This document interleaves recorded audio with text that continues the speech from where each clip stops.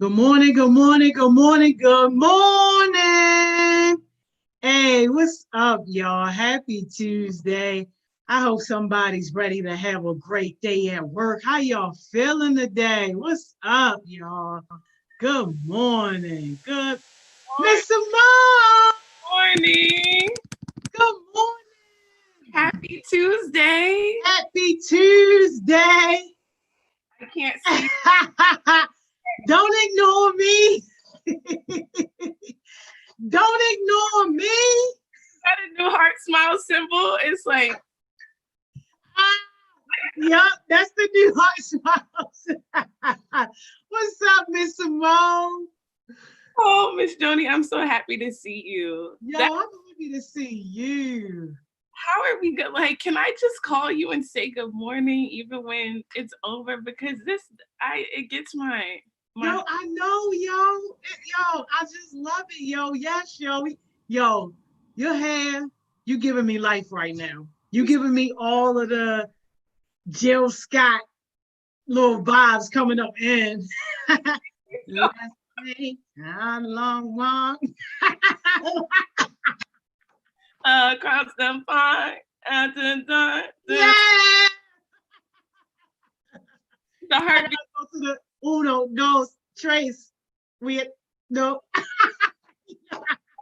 Miss Joni, because I really like that song too. I'm like, oh no, yeah.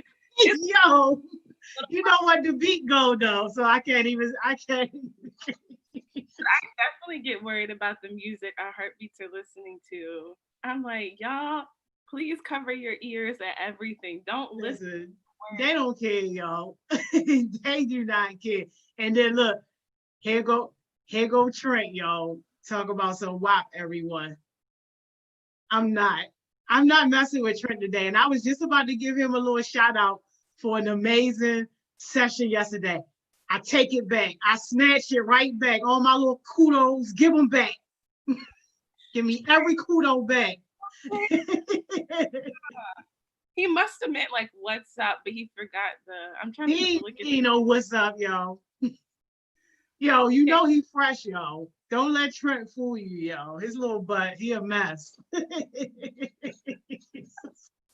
watch out for Trent. Trent, slow your roll, baby. The only person that gotta watch out for Trent is Thinker. All right now, Stinker. All right, let me see. Hey, Miss Cheryl. Yo, Miss Cheryl on here. Hey, Miss Cheryl. Yo, Miss Mo said the only what we know is worship and praise. That's right, yo. Hallelujah. Can I get an amen? Yo, bye, yo. Y'all play too much. Good morning, heartbeats. How y'all good morning, yo. Team coming. Well, first of all, we got to give our girl her props, yo. Because we down to the last 3 days and she been holding us down top spot every day, yo. Who is it, yo? Breezy Breeze, let's go. Breezy Breeze, come through, yo. Good morning, yo. Yo, watch y'all's going to ask her, are you a human or are you a robot?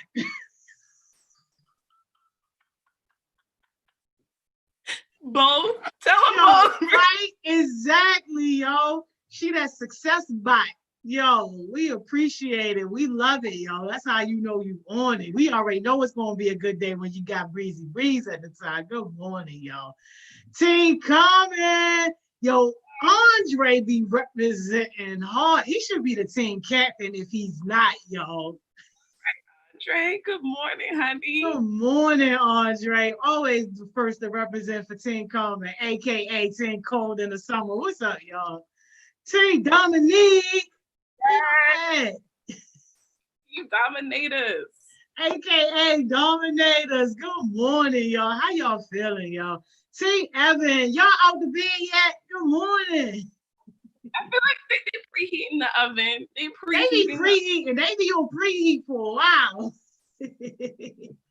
AKA Team Every Day I Bake Bread. What's up, y'all? Good morning. Yes. Yo, Team Luke, where y'all at? We're my legends. We got any legends? Morning. Yes, aka Team Legendary. Yo, what's up, Team Tremaine? On Team Tremaine, just Good morning, y'all. How y'all feeling, y'all? Team aka you tripping if you think I'm slipping. Good morning, y'all. slipping. Yo, Team Brandon. Sauce in the Oh, building. that boss sauce like it's gravy. What's up, y'all? AKA Boss Moves Only. What's up? Good morning, y'all. Team Amma. It's all stars. Those all-stars come through, y'all. Good morning, y'all. Yo, Amani said we never try HeartSmiles. Absolutely. Period. Get up. Yo, and last but not least, yo, it's August, so y'all thriving. We're gonna let y'all live. Team Entanglement, yo. Good morning, y'all. Yo, there goes Showtime KB, yo. Showtime KB had hit me up. And I was like, yo, I ain't never see your name in the comments. Now you in the comments. I see you. Good morning. I never doubted that you was here. I was just saying, you know, you might comment one time all day and that's it. But I see you though, Showtime KB. Thanks for the DM, yo. Good morning. Yes. Yes. Yo, and real quick before we bring our guest on, Miss Simone Real Spill had made a comment. She was just saying how she was just having a really tough time and nothing was going right in her life and all that stuff. So I just wanted to take a second to send you some encouragement, baby. Let you know you got a family here, you got friends here. Even if you can't speak verbally, if you just need somebody to listen to you, like we got you. And trust and believe, the devil only mess with people that's working. So the fact that you got crazy stuff going on in your life right now, that means that you working and the devil see you doing something good and he like, oh no, I gotta put her back in the bed. I gotta make sure that she get back to a place where she feel as though she don't have no hope, where she feel as though she can't do nothing. Like, yo, only when you start to rise up and doing more, you get problems, yo. And some people don't realize it, but we blessed to have some of the problems that we got, yo. So whatever is going on, I promise you that if you allow it to, it will teach you lessons and it will make you better. We got you. Ooh, can we get some worship and praise, Miss Joni? Listen. Well, I had to let baby know, like, yo, come on now. You here, you came to the right place. And you know what? Thank you for even showing up, even though you wasn't having the best day, even though things ain't going right, because you could have easily used that as an excuse to stay in the bed. You could have easily used that as an excuse to tell your mentor, yo, I can't make it today, but you showed up. That's strength. That's courage, yo. That's success pumping through your blood. You better own that, baby. You better own that. Wear it like a badge of honor, reality. Nothing's stopping you, honey. Nothing. Yo, let me shut up, y'all. They ain't ready. Let me open this door, yo. Let me shut up. But thank you, Chaos Smoothies. Thank you, Wavy Way, and everybody else who reached out and offered support to Real Spill, because that's what family is about. Track star, Mata General, Victory, Amaya Murillo. Yo, you invited everybody. What's up, Victory? Hi, Miss Joni. James, what's up? This your debut, Victory? Huh? This your debut album? Oh, yeah. This your first time? Yeah. I be seeing you in the comments, though. You be rocking. You one of my faves. Good to have you on here. Thank you. Hi, Miss Simone. You look so cute. Don't she? Don't drop your IG, girl. Huh? Don't drop your IG. Don't. You and gonna have to watch both. Right? Hey, James, how you doing? Hi, James. Turn your mic off mute so we can hear you. Hello. Hey. Yo, yes. I'm loving this. Hey, look, they in the comments already like Victory drop your ass. Hey, yo, no, because that ain't what we here for. That's why we can't have no cute heartbeats, yo. It's too much. Victory dropping is jewels today, y'all. So just listen. Listen. Yes. Say. All Oh, right. that's y'all. I can start now. Yes. All right. Good morning, guys. Good morning, new heartbeats, old heartbeats, broke heartbeats, rich heartbeats. We're here together, and we're gonna have an amazing day, guys. So our first session right now is basically for all of our like our upcoming ninth graders and our upcoming 10th graders. So if you're already a freshman, listen up to this. If you're going to be a sophomore, listen up to this, because I have these amazing people up here that's going to share their experience and tell you how they feel about high school. So I had organized this session because I feel like a lot of you guys have a lot of questions about high school. A lot of y'all is like, upcoming freshmen, and y'all need answers, about high school and stuff like that. So yeah. And also you have another session coming up at 12 o'clock for the juniors and seniors. If you're ready to be a junior, if you're ready to be a senior, you might want to listen up for this session because it's gonna be great. And then the person that's gonna facilitate that is Can, the great and only Can. So y'all definitely need to listen up to that session. So basically, this is gonna be like a high school day for y'all. Basically, we're gonna give you all information about high school. We're gonna give you advice. We're gonna give you everything about high school. So yeah, so that's what's up. So. All right, so I have a couple questions for the people that's on here. So, first, I want y'all to introduce yourself. What grade you was in last year, and what team you part of. So yeah.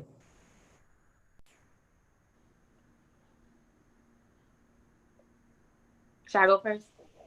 Yeah. Okay. My name is Victory. I go to Western. I'm an upcoming junior. I'm Team Brandon. I'm a new heartbeat. What else you say? That's it. Okay. That's it. All right, your turn, James. Hello, I'm James. I'm on Team Brandon. I'm going to the 10th, and yeah, I'm cool sometimes.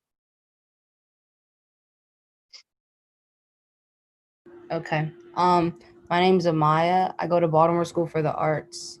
I'm going into 11th grade, and I'm on Team Evan.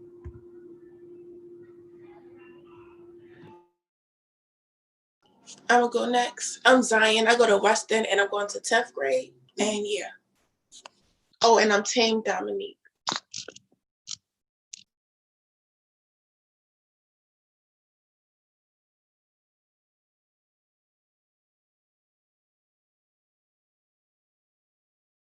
I was gonna meet the whole time. My bad, guys. So reality is joining us, so I'm happy for that. So yeah, I just sent to the link. But yeah. So most of y'all know me. I am Bar, the general. I'm going to the 10th grade. And yeah, I am Team Branding. Also, I'm upcoming, sophomore and stuff like that. So yeah, so the people that's on here that's representing, freshman year and like that's going to talk about freshman year is Zion, James, and me in reality. The people that's going to be talking about sophomore year is going to be Amaya, Victory, and another person's supposed to come on, but she's not in here. So yeah. Um. So yeah, I still have a couple questions for y'all. Hopefully, she won't get on. Right. So I have a couple questions for y'all. Y'all look dry today. Y'all look boring. The only person that giving me vibes is Victory right now.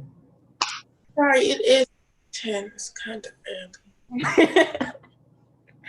early. Because me and Miss Simone doing our thing. What do you mean? All right, but as far as heartbeats, yeah, be a little dry. Oh wow.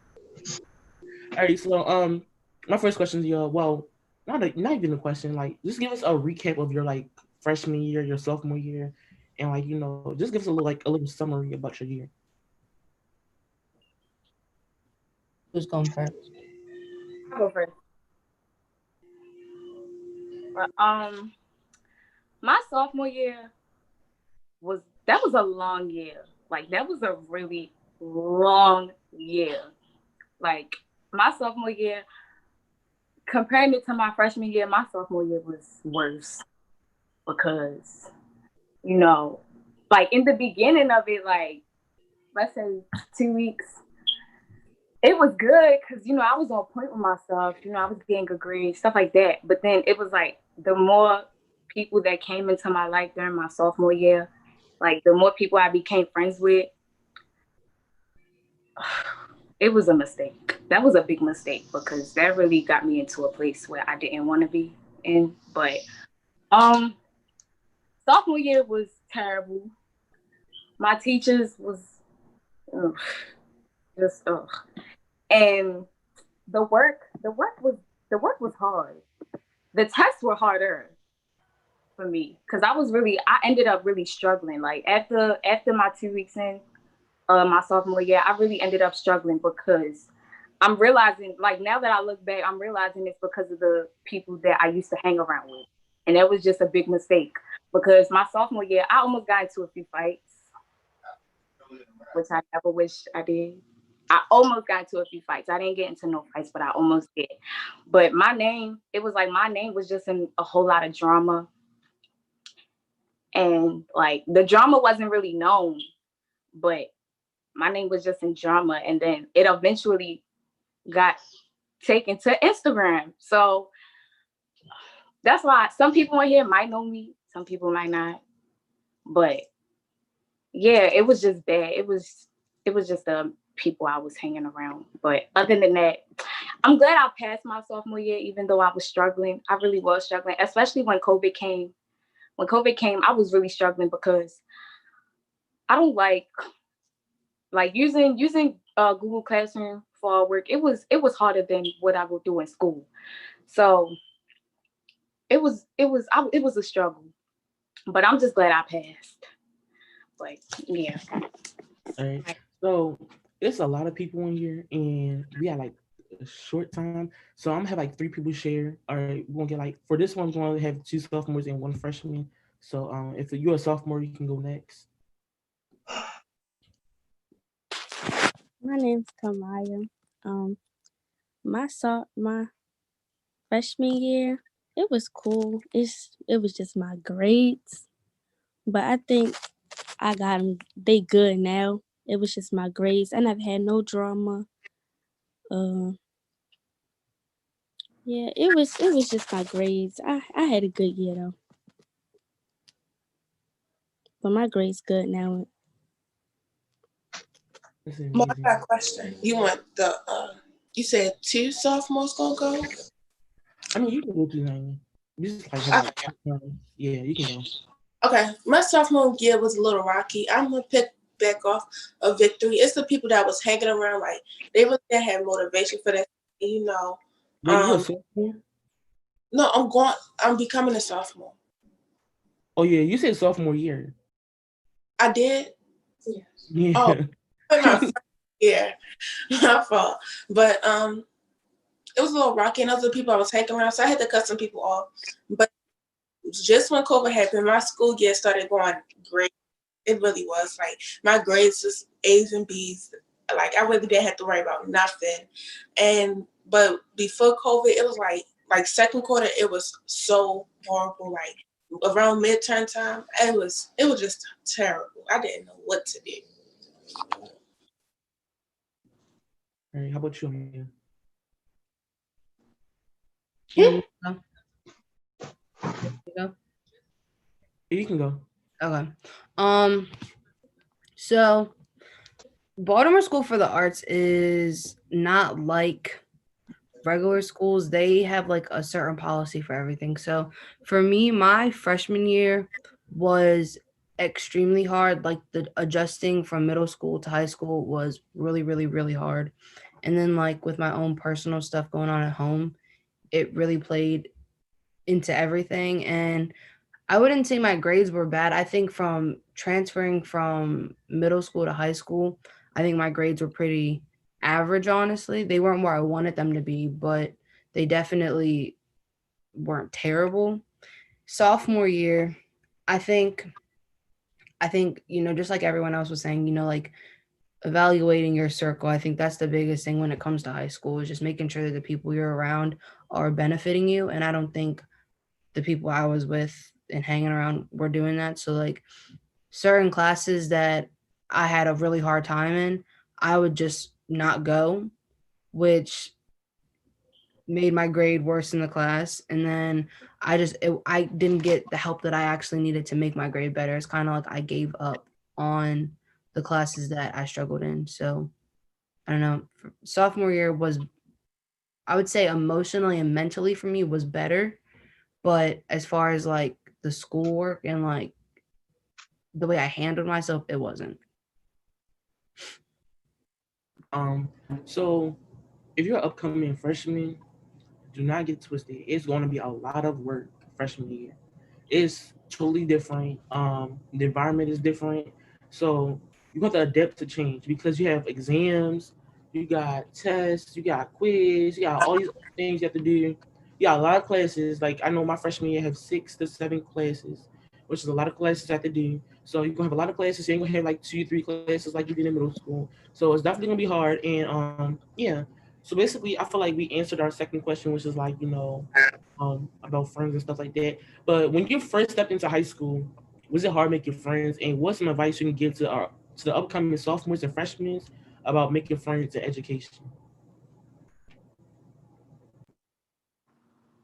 I'm gonna go. It was. I'm sorry if you hear my dog, but it was. I really wasn't really looking for friends because I know, like my big sisters. I'm sorry, my big sisters. They already told me how friends work in high school and stuff. So it was. I wasn't really looking for friends. It was just, and I'm the type of person I don't talk first. So if we don't talk, I'm just not gonna be your friend. Um, some people like when I first met them from Summer Bridge, it was just kind of like I don't want to be around you because you seem like your vibe was off. So it was just I wouldn't say hard, but if you're looking for friends, it's going to be hard. But if you're really not, they just going to eventually. I'm gonna go next. When from okay, so middle school, ever since middle school happened, I wasn't looking forward to friends. I was scared to go to high school because of that situation. But now, like, people came there looking for friends, and like they wasn't for them at all. Like it was just drama all over my high school. I go to Ace also, but don't go to high school looking for friends. Just let them come to you, and if you don't like the vibe, just leave them alone because high school is messy. It's just messy all around. So yeah, I love my high school though. I'll go.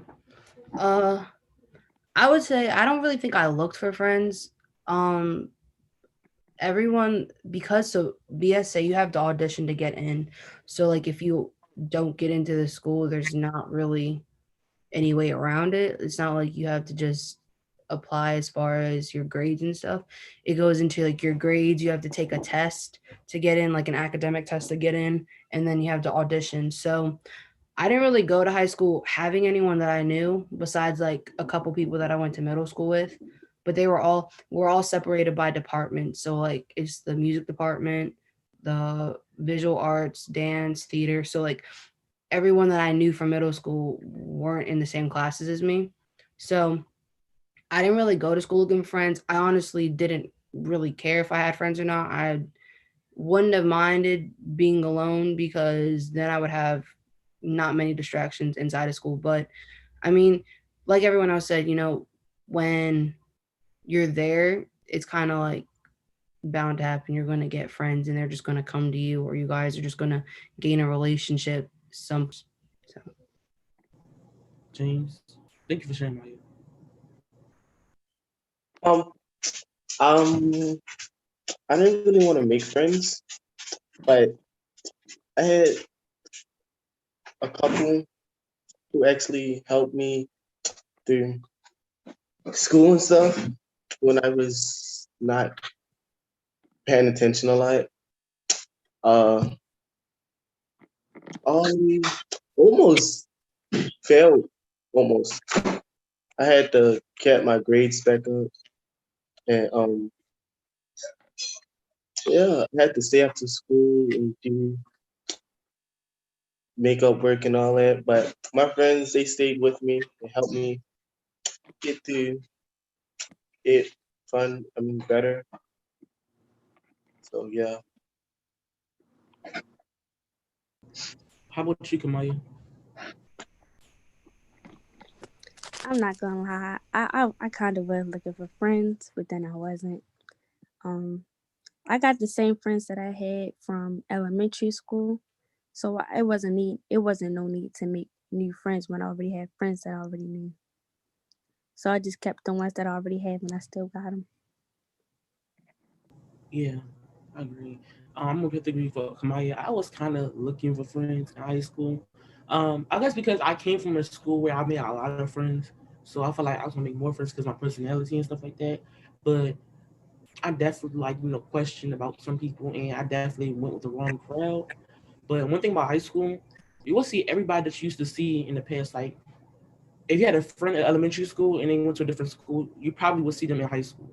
Just saying, because like a lot of people, when I went to Dunbar, I saw so many people from elementary school, different programs. I saw people um, from middle school. I saw people from everywhere. Like I used to go to summer camps when I was younger and stuff like that. I see like a bunch of different people that went to my high school. So it was definitely great to see them again. Because I felt like I was never gonna see them again. It was like such a good bond. But like definitely like question about some friends. How do I say it? Look for people that's gonna like be a benefit for you, and look for people that's actually gonna like be your friend. Stuff like them just like saying, "Oh, I'm gonna be your friend. I'm gonna do this for you. I'm gonna be there for you," and they never do or never will. So yeah, Victory. Oh, I wasn't looking for friends. I didn't care who was my friend or not. I don't go looking for people. People come look for me, and I basically judge like if you're the type of person that I should be hanging around. Like, yeah, I made a few mistakes. I did make some mistakes in making friends, but yeah, I wasn't looking for friends when I first went to high school. So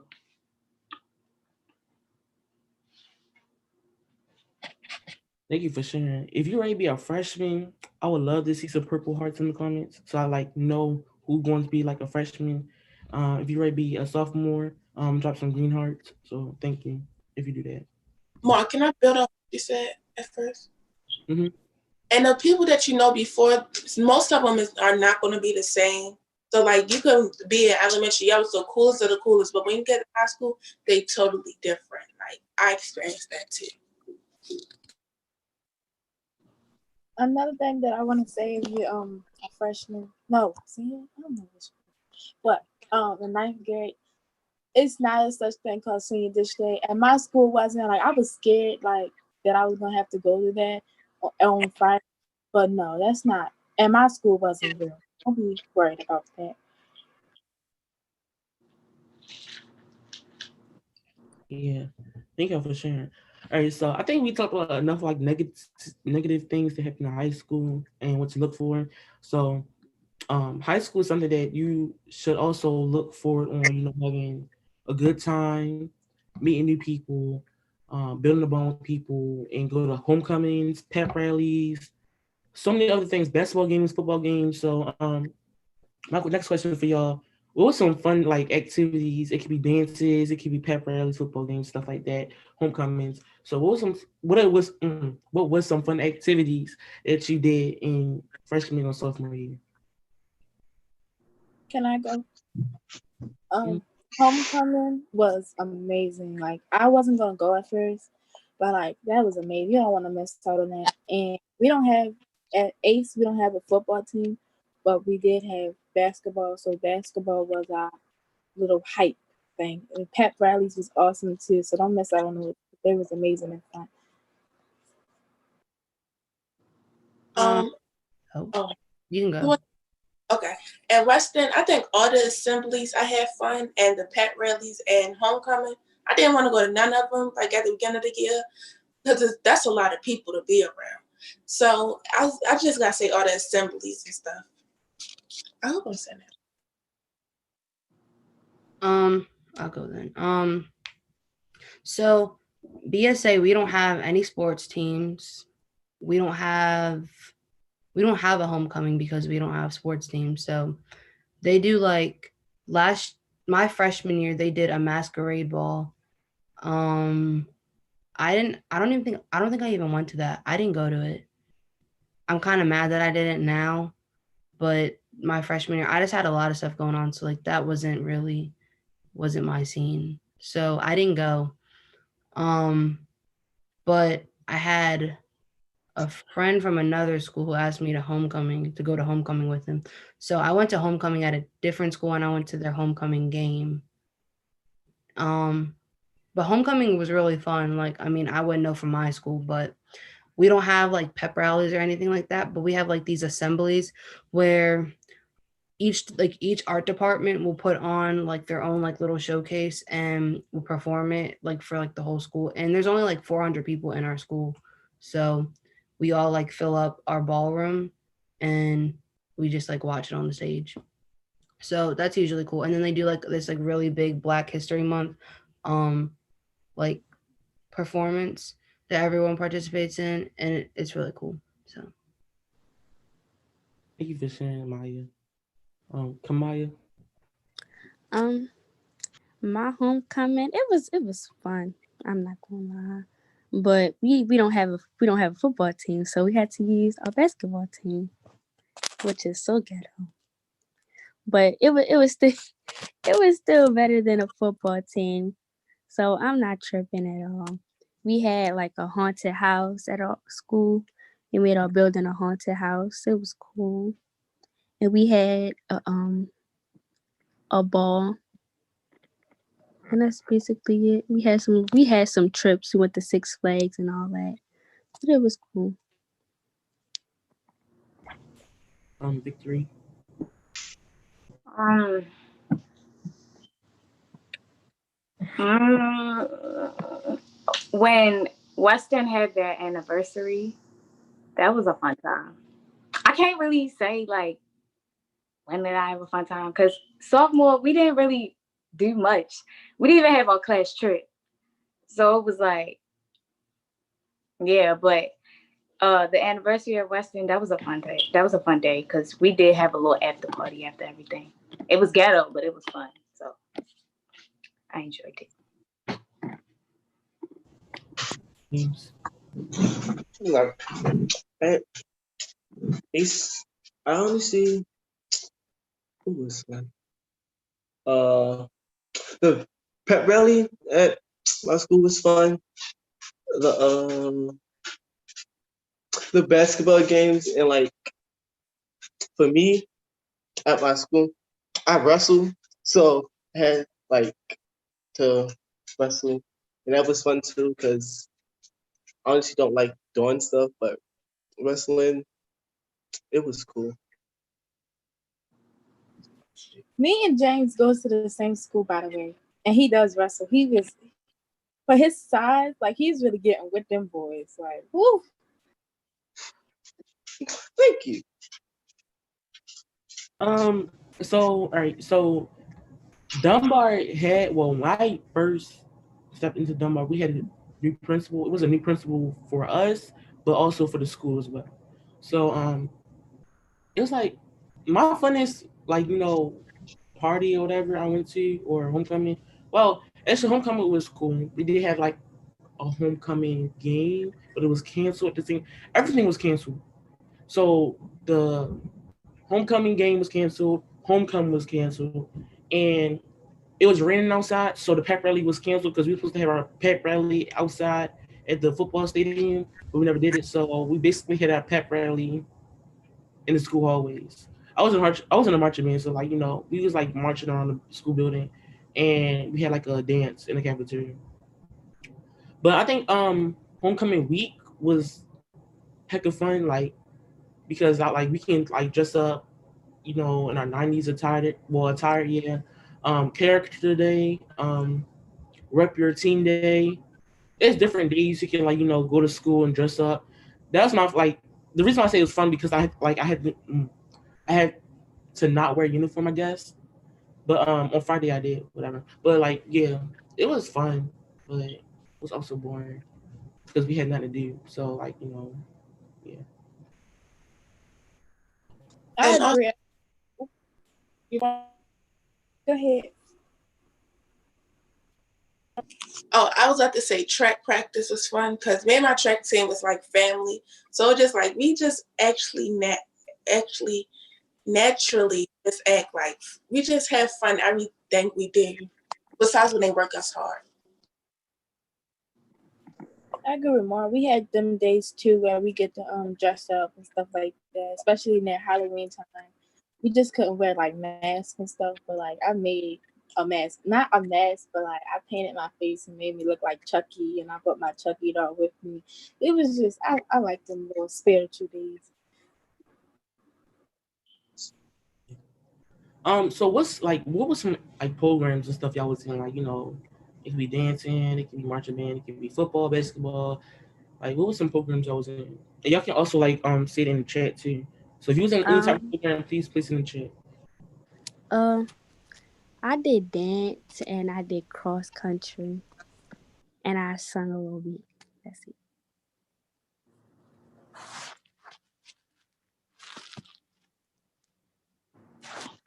I really didn't do any programs because I'm not a people person, especially at my school. Like I didn't really get along. Well, I got along with people, but like they're not gonna fly. Like they were fake, so like I just moved separate ways with them. So I didn't want to be in no programs, which I regret because now looking back, like I should have did it because that's my first year of high school. I should have did at least one program. But if Corona wouldn't have happened, I would have had this pet program across the street from my school where I had to deal with the animals and stuff. But Corona happened, so I didn't get to do that. I didn't really do programs either. I just did track, and at the beginning of the year, I did debate. If we was in school, I would have started out with debate again. But track and John Hopkins, that since I was on so many projects, it just took up most of my time, so I couldn't really add any more programs on it. Um, we don't have any programs at our school. Because I don't know, we don't like our school just has nothing. Like all it is the academics and the arts programs that we have. Like our school is basically built on programs. So we don't have any, but what I did do was my freshman year I did tutoring for algebra 1. No, what was it? Yeah, it was. I did tutoring for algebra 1 when I was in geometry my freshman year, so I was helping out like other kids that were in that class that were in the same grade as me. So yeah, that's what I did. That's the only thing I think I actually did throughout my freshman and sophomore year. Somebody said in the comments was cross country.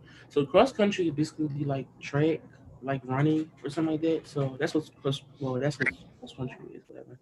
But Yeah, yeah, longer, like you run miles instead of different events.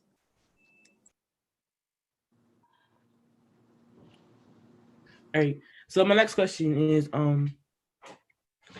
basically we know that this year we was in school and stuff and we had some problems. It might be our first year in high school, might be our second year in high school, but that the coronavirus came about and we had virtual learning. So how was your virtual learning experience in high school, and like how you can compare that we was in high school and now? Um, my virtual thing, it was I got A's and B's, and I was scared that since I wasn't there with the teachers and they wasn't like with me, that I was gonna like slack or something. But I got up extra early, just like it was a regular school day. I got up at 6, then end my day to 4:30, just so I can like feel like I'm still in school. Like some of my friends were still in the bed and I'm up doing work, but I still got A's and B's. My GPA score was actually higher when we were out of school, which is crazy because I'm so confused how. But my teacher said if I keep going on the grades that I'm going, I can get a free scholarship. So I'm gonna keep that up. I wish mine. I didn't really like it because I really feel like I should have been pushed more. It wasn't like because my grades were already like, you know how they said you're basically doing it for extra. Well, my school, you're basically doing your work for extra credit, and my grades are already there. Like I really didn't need no extra credit. I had I think like a 3.1 GPA or something. So I really did. I was like, no, I'm just So if I was pushed more, it would have been better. But I still got A's and B's, and my GPA actually went to like a 3.3 or 3.4 or something from. So Um, my mine's it was cool. I was passing in school and out of school, but in computer science, I was failing in school. But when I got over the computer and got like virtual help, I don't know how that made me better, but it did, and I got a C plus, I believe. Yeah, I got a C plus, and I passed. I thought I was gonna fail, and like I didn't want to take that class anymore because it was mad hard. But yeah, I'm happy that I passed. Yeah, I'm and a lot of sorry. people that's on here. I don't Um, know how to do it, I'm sorry if I 'cause, interrupted you. but computer science for me, and especially at age, was so hard. But like I had the teacher working with me 101. So like James, like kudos to you because I don't know how you did it. I wouldn't have been able to do it because I need someone to get her right there with me while I was doing that because that was hard. It was hard, but yeah. Miss Jones, you love smiling, don't you?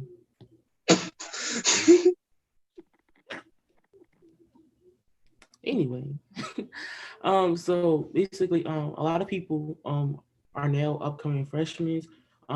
They have summer bridge, like virtual summer bridge, or they already been like introduced to their new high school. So like, yeah, congratulations if you went through that process.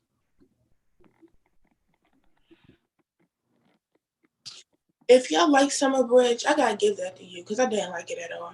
I did not. I love Summer Bridge. It was fun. I love summer bridge. We had a lot of fun.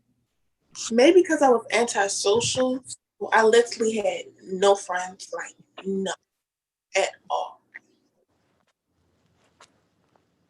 It was fine to me, even though we started school like 3 weeks early before anybody else. Like, but we got up earlier. Like we got out of school earlier, but it didn't feel like a summer bridge to me. It felt like we were in regular school. Mine felt like summer camp with a uniform on. But Yeah, it's like what? But We ain't wearing it. it was fine. I enjoyed it. y'all didn't have to wear a uniform? Summer Bridge, we did. No, I ain't, dumb. I know Weston did, but dumb. no. um, Anybody else like to go for the question I just asked about virtual learning and how was your experience on it? Oh, I can go. Uh, virtual learning, it was good, but then I ain't gonna lie, I stopped going at a certain point. I kept myself updated, but I stopped going because it was just like I didn't see the point because I felt like they wasn't really talking about anything. So anything I had to know like about like school wise, they just would like post about it in Google Classroom. So I was like, okay, what's my point of going to this Zoom stuff? But yeah, and then like it just felt like a waste of time to me. Like I just wanted to get the work done, to be honest. So yeah.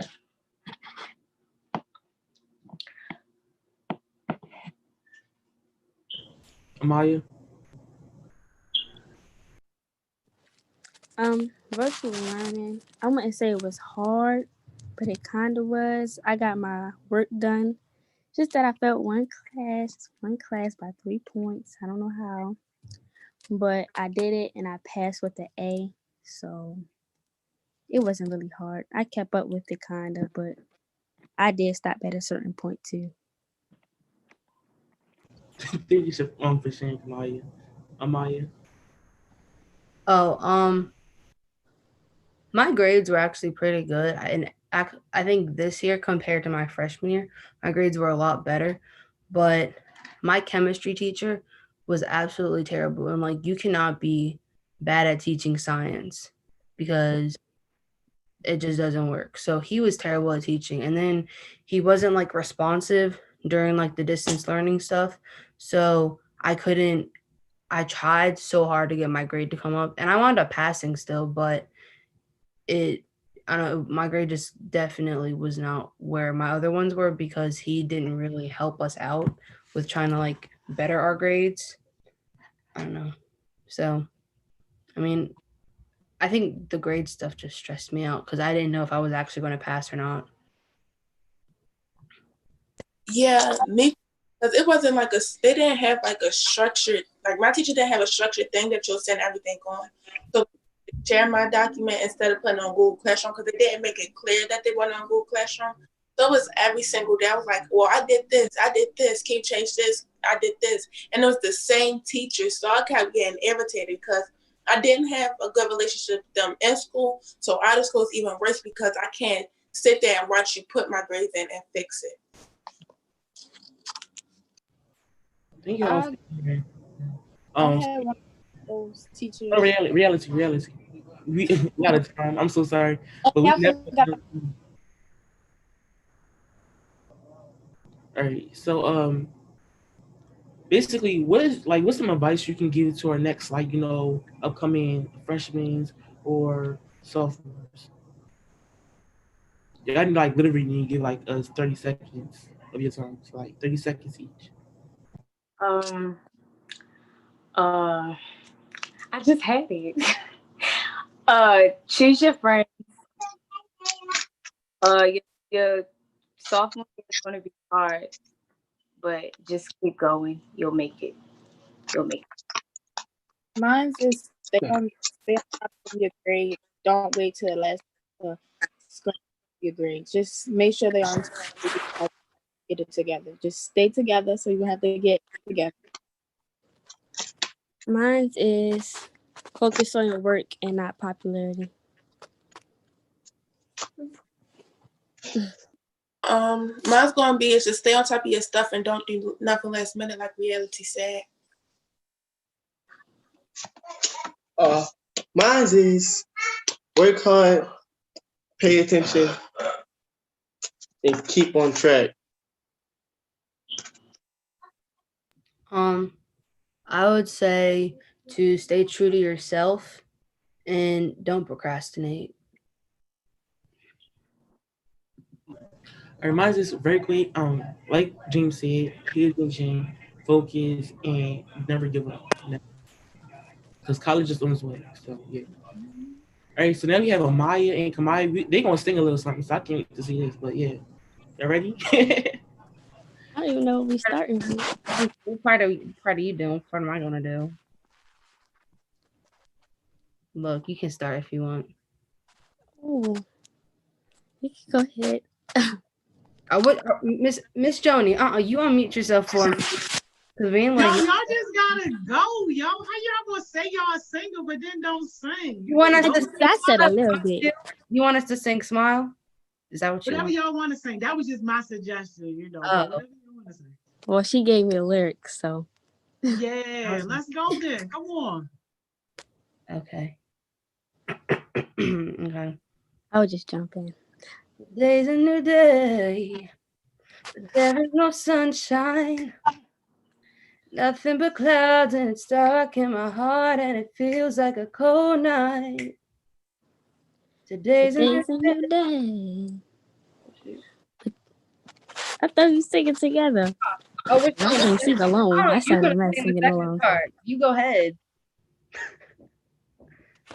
Okay.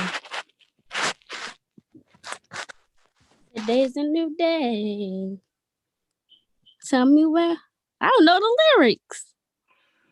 Yo, don't tell me you sing no more. You ain't gonna get on here and sing, y'all. Yeah. Say I something you know don't. then. I 10 said a seconds. little Come bit, on. and my Let's go. voice is a mess. All right, Miss Mo just sent the lyrics to the chat. Oh, they are in the chat. I didn't even see it. I had the lyric on my phone. Can I just It sing the ain't even last gotta part? be perfect, yo. Just come on, give us something. Can I just sing the last part? Yes, just sing. Stop talking. Just sing.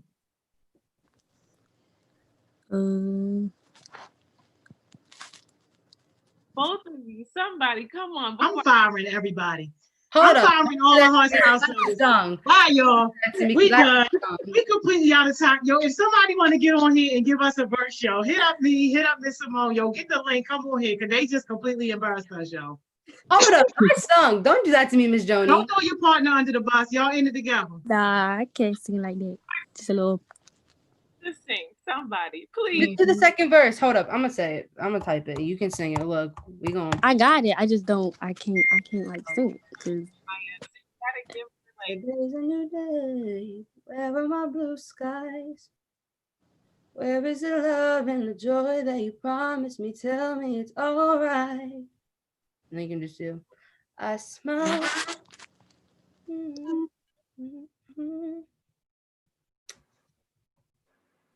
Puffy, I'm so glad you ain't on here witnessing this.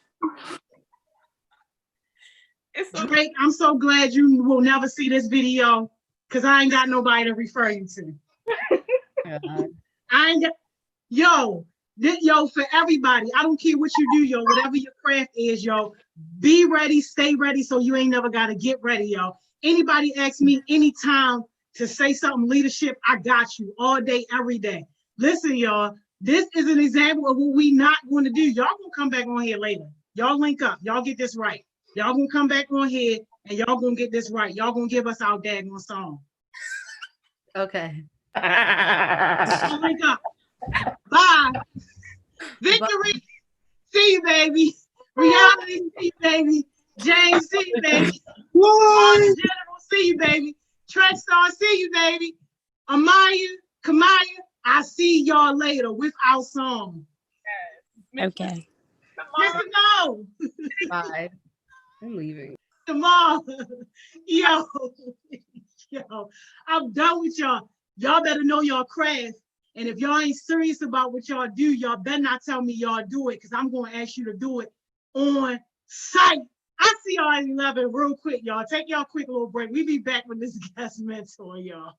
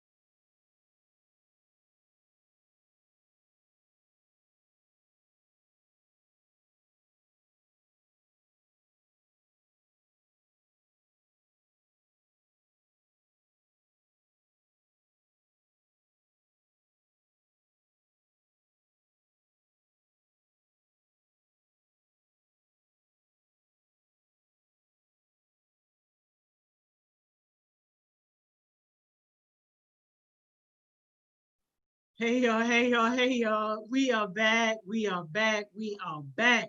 I hope Amaya and Kamaya getting their stuff together because we ain't letting y'all off the hook. And somebody, if you know that man's shot with Tay, tell him he got money in his inbox and he got until the end of this session to let me know whether or not he can do that. And if not, I'm moving on to the next. Y'all know that man's shot with Tay. All right, y'all, let's get into our guest mentor spot for the day. Hey, DGO. Hey, Taylor. Hey, Devon. Hey, Daniel. Hey, Christian. Hey, Audrey. What's up? I see y'all. We having a great day today, y'all. Look, don't let them off the hook without giving us our song, y'all. We ain't doing that. Mr. Jimmy, what's up? You on mute? We can't hear you. What's up, Johnny? How you doing? Man, I'm good.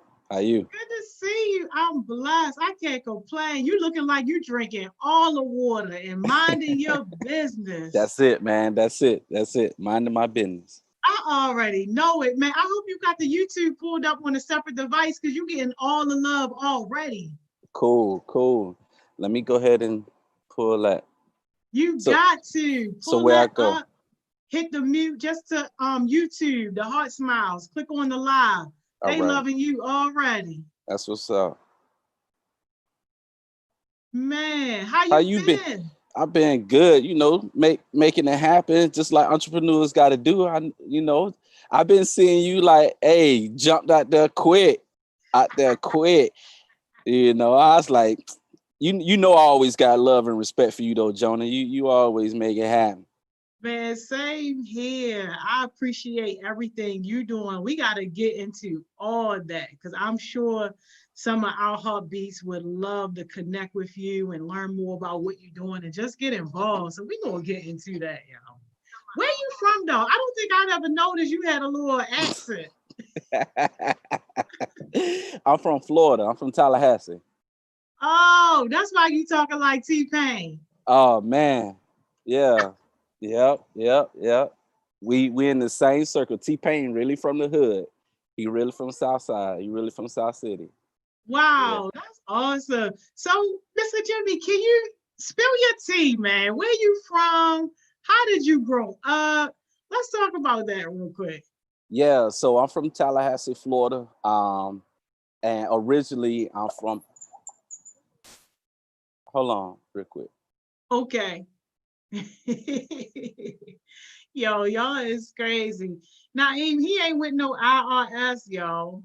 This man will say, "Are you with the IRS?" Now, hey, listen, stop playing, y'all. Listen, I need the IRS to show a brother some love. I'm an entrepreneur, man. Right? Hey, what's up with them tax breaks y'all giving Trump? Like, holla at a brother. You know what I'm saying? I wish I was there with the IRS or knew somebody with them. Shoot. Right, exactly. I'll be sharing that love. But nah, I'm from Tallahassee, man. I'm actually like from right outside of Tallahassee, small town called Monticello. So compared to Baltimore City, right? Say Baltimore City is Tallahassee. So I'll be like from the county. You know what I'm saying? And I grew up in the projects. Then when my mom moved to the city with her husband, she had married. I was young, man, growing up. I wanted to stay with my father. And just so you all know, like it ain't always been, easy peasy, because my dad was on drugs till I was 21. So he lived with his mother and his father. So, my family, that side is sort of plagued with addiction and alcoholism. So, in a 4-bedroom home, it was at least 8 or 9 of us at any given time, so every bedroom got like 2 beds in it, several people sleeping in living room, couple people in the living room, uncles, aunts, things like that. But growing up in that type of situation, I never wanted to be like anybody in my family, especially that side, right? Even though like they are well-meaning people and big-hearted people, you always want to strive to be better. And I never wanted to be the old head sitting up under the tree talking about what I used to do. You know what I'm saying? When I was in school. So a lot of people who have addiction, if you all know, they sort of stuck in the age where they live their prime, because their day-to-day is now the drug. So, But thankfully, I had an uncle, my mom, brother who sort of raised me, but he wasn't that much older than me, maybe 10, 15 years older than me. And, he raised me like his son. But he was young, so I was following him around, and he did the military stuff. And now my mom's side, they all hustlers. So, my granddad, he was illiterate, but he was a big hustler in the town. A lot of people know him for like selling fish and selling everything else, So my mom was an entrepreneur. She sold food and dinners and stuff. We country people. And when I moved to the city, which was the best change of my life, I went to this middle school. And I used to always see on the news, the middle school, like it's always a fight, a shooting, a stabbing. So my family was like, I don't know if we want you to go there. But, my first week there, being from a little small country town, going to the city and going to the school, like the first week, I knew the difference. Like you said, when you first came on, you drinking your water and minding your business. You better drink your water or your milk and mind your business. Because the first week I saw these, like they grouped a whole bunch of people in the classroom, right? That were either new to the school or were not going to be at the school within the week. So it was crazy, right? It was these two girls I'll never forget. It was these two girls, and they were sisters. They were big, and they ran it. Like one of them had it was like a teacher in the classroom, but that person wasn't there long. It was they ran it. They had like a ruler smashing on the desk and stuff. And this guy that I met, during the course of that week, it was me and two other guys that wasn't, from the area and wasn't at that school. We ended up clicking up, and both of these was street dudes. We all had similar backgrounds, and we came out of the cafeteria laughing. And he had one of the guys I was with, he was a big guy. He had bumped into the girl, and she had dropped the milk or something. And when he bumped into her, and I'm only giving you a frame of reference of when I knew I really had to get my stuff together and not be in this environment for the rest of my life. So he had bumped into her, Mr. Spilt the drink. You know how it go. So she turned around, snatched his shirt, ripped his buttons on his shirt. When she snatched, this is a big girl now, and he a big dude. And like we poor. We ain't got that many shirts. It's the first week of school. Now you just ripped my brand new shirt. So he pushed the hand down, she pushed him, and he clocked her. And he a big guy. He hit her. I was like, ooh. Everybody was like, ooh, because it was real hard. And she was like Debo. She was like, she turned around, Hey, and yo. it was on. So that day I knew this week at this school, drink your water, mind your business, sir. My All right. God. So, anyways, that's my middle school, right? T-Pain went to the same middle school, but he a couple of years younger. Then my high school was similar, but by this time, I went to the main middle school. So all of these people that made it to high school were like, we were official. You know what I'm saying? But anyways, went to high school, played ball. My parents wanted me to go to college, but neither one of them went and completed college. So they really couldn't tell me why. And so I really didn't have an understanding of the importance of college. So I went to junior college to pacify them, but still learning on the way. And I'm smart. So I pick up on things quick. But while in junior college, I kept failing math, and I didn't know why. Every other class I was acing, not even studying, because all it take me to do is read something. I got it. But I kept failing math and found out I had a disability in math in college. Now I done went through all of this schooling, got to junior college and realized I had a disability in math. And mind you, while I was in high school, I didn't have to stay in school all day, my 11th, 12th grade year, because that's just how my school was. It was just like my middle school. So they know I come through, mind my business, do my work, go play ball and dip, and that's what we did. And so when I went to junior college, it was similar until I realized I had a disability in math. And then I end up like just saying, forget it. And I had gotten some trouble. And then I went to FAMU, which is Florida A&M University, is HBCU. Just in case y'all don't know what a HBCU is, I'm sure y'all do because y'all rocking with Joni.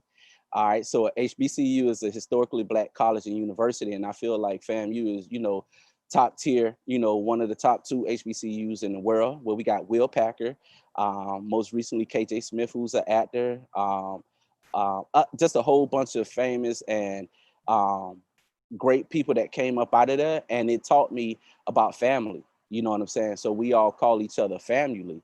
So if, like just last week, I met this young lady that went to FAMU. She had on a FAMU shirt while we were out shooting at the Land of Kush, which is a vegan spot, because it's vegan week. If you all don't know, it's Maryland Vegan Week, and we were shooting something. But going back to going to FAMU, went to FAMU, I wanted to be able to express myself because, like I always felt like when I was in high school, I felt like college was for athletes and squares, and that's just how it was. So when I finally went seriously, I had a goal in mind because I was older too. I always was able to get money, mind you, the type of situation I came from. So I've been an entrepreneur. So, and had that mindset. So when I went to college, I had a goal in mind of, I wanted to be able to change my community by giving us an outlet and creating a voice. Cause I wanted to be a teacher, cause I only had one Black male teacher that wasn't a PE coach from elementary to high school, and for a young Black man growing up in the situations I grew up in, like we need that guidance. Like real talk, we need that guidance. We need to have those honest conversations when you're in school, because a lot of times maybe your parents ain't got time to talk to you when you go home. But created that idea came in my head. I wanted to be able to motivate young people and tell them the direction to go because of what I came up in, and how my friends went. A lot of my friends went to college for sports, and a lot of them, did some other things. But that's just how it is. So when I realized I had a disability in math, me being able to be a teacher was out the door. So I told my guidance counselor why I wanted to be a teacher. She was like, hey, maybe you should look into journalism. And I was like, all right. So I went to colloquium class. And for y'all that don't know, colloquium class is a class you go to where the professor talks to you about the major. And it gives you a broad view of what the major is about. So the one thing that stood out to me was Professor Ritchie, who is now in China somewhere teaching journalism. But Professor Ritchie, real smart guy, real square, but he said with one TV show, you can reach 1 million people. I was like, dang, one TV show, 1 million people? And it clicked for me. And I was like, you know what? This is what I'm gonna do. And I'm like Joni will tell you, like I ain't overly friendly. I ain't trying to be all out there trying to meet everybody. That just ain't my thing. That's why I have business partners. They can do that. So I was like, I'm gonna do this, but I'm gonna be behind the scenes and I'm gonna create the shows and I'm gonna get my talent and I'm gonna put my talent on because I played basketball. I'm a point guard. So it's the same thing as a point guard. You got your forward, you got your center. You're not gonna give your center the ball at the 3-point line and tell him to shoot a 3. That's dumb. Smack yourself. You know what I'm saying? So what I did was I partnered with this young lady. She came to me, her name was Brooke. She came to me, was like, hey, I want to create a show. And and I want you to meet this other guy. His name's Jermaine. And I always seen the other guy because he always had like on a huge book bag, but from his head to the bottom of his back, like just huge for no reason. I'm like, why this dude walking around with all this stuff? And then he would pull it out. It'd be laptop cameras. And man, look, this dude was on it. So I never talked to him because I felt like he was a square and he was corny. And plus I was already older, so I had lived life. A lot of these college kids was just getting their freedom. I had been free. I left my house at 17. I was getting money and I wanted to stay on my own. So when I went to college, I was serious about what I wanted to do. So I ended up partnering with them, creating a TV show. Then we created 2 TV shows while we were in college, and they aired on FAMU TV, which is like the local TV station. And it aired even 5 years after we graduated. Then once upon graduation, I did a media sales institute selling media. That's how I came to Baltimore. My cousin played for the Ravens. So I seen all these black people in powerful positions, you know, and I thought they had the power, but that just influenced me. They were in powerful positions like mayors and councilmen and like I'm from Florida. I'm from North Florida, y'all. Just in case y'all don't know, I said I'm from Tallahassee in the beginning because when I say Florida, people be like, oh, you from Miami? You from Orlando? Nah, I'm from North Florida. That's South Georgia, South Alabama. So don't be misconstrued. Like it's a red state. You understand? Like it's a red state. You gonna drive and you see huge Republican Trump flags, and that means a lot to them. Huge Confederate flags is real, you know. So I came up here, selling advertising space, stopped doing that, and then did PRP work for a while, which is personal rehabilitation program. Me and my business partner that was in college together, we created Curators of Hip Hop, which I'll show you a video in a second where we highlight all things hip hop. Well, I can't. I guess I can't. But where we highlight all things hip hop culture internationally now. So this, me and my business partner creating Curators of Hip Hop, we wanted to highlight artists that are talking about things positively in their music or in their dance, or, you know, because there's several elements to hip hop: graffiti, dance, DJing, MCing, which is rapping, and the fifth element is knowledge. So with that fifth element, we toured college. So imagine this.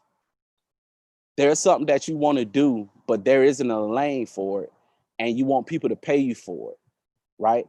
So we created Curators of Hip Hop, did video features that's up to 5 minutes on different practitioners of hip hop, then did a documentary where we followed 2 artists for 6.5 years until one got signed.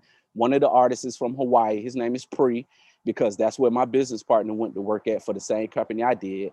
And I came to Baltimore, and the job, it was between me and him who was going to Hawaii. So that tells you who was better. Like I ended up in Baltimore, he ended up in Hawaii. Like, you know, I wasn't mad because they was like, who better at production? And it was him, hands down, you know, no doubt about it.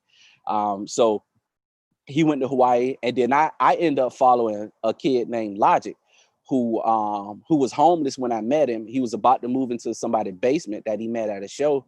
And I don't know if you all know who Logic is, but Logic is Def Jam's #1 selling artist and has been for at least the past 2-3 years.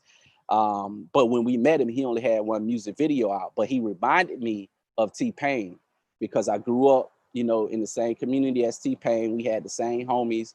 Like T-Pain house was ran off a generator, y'all. Like they ain't have no money. He wanted to be a rapper.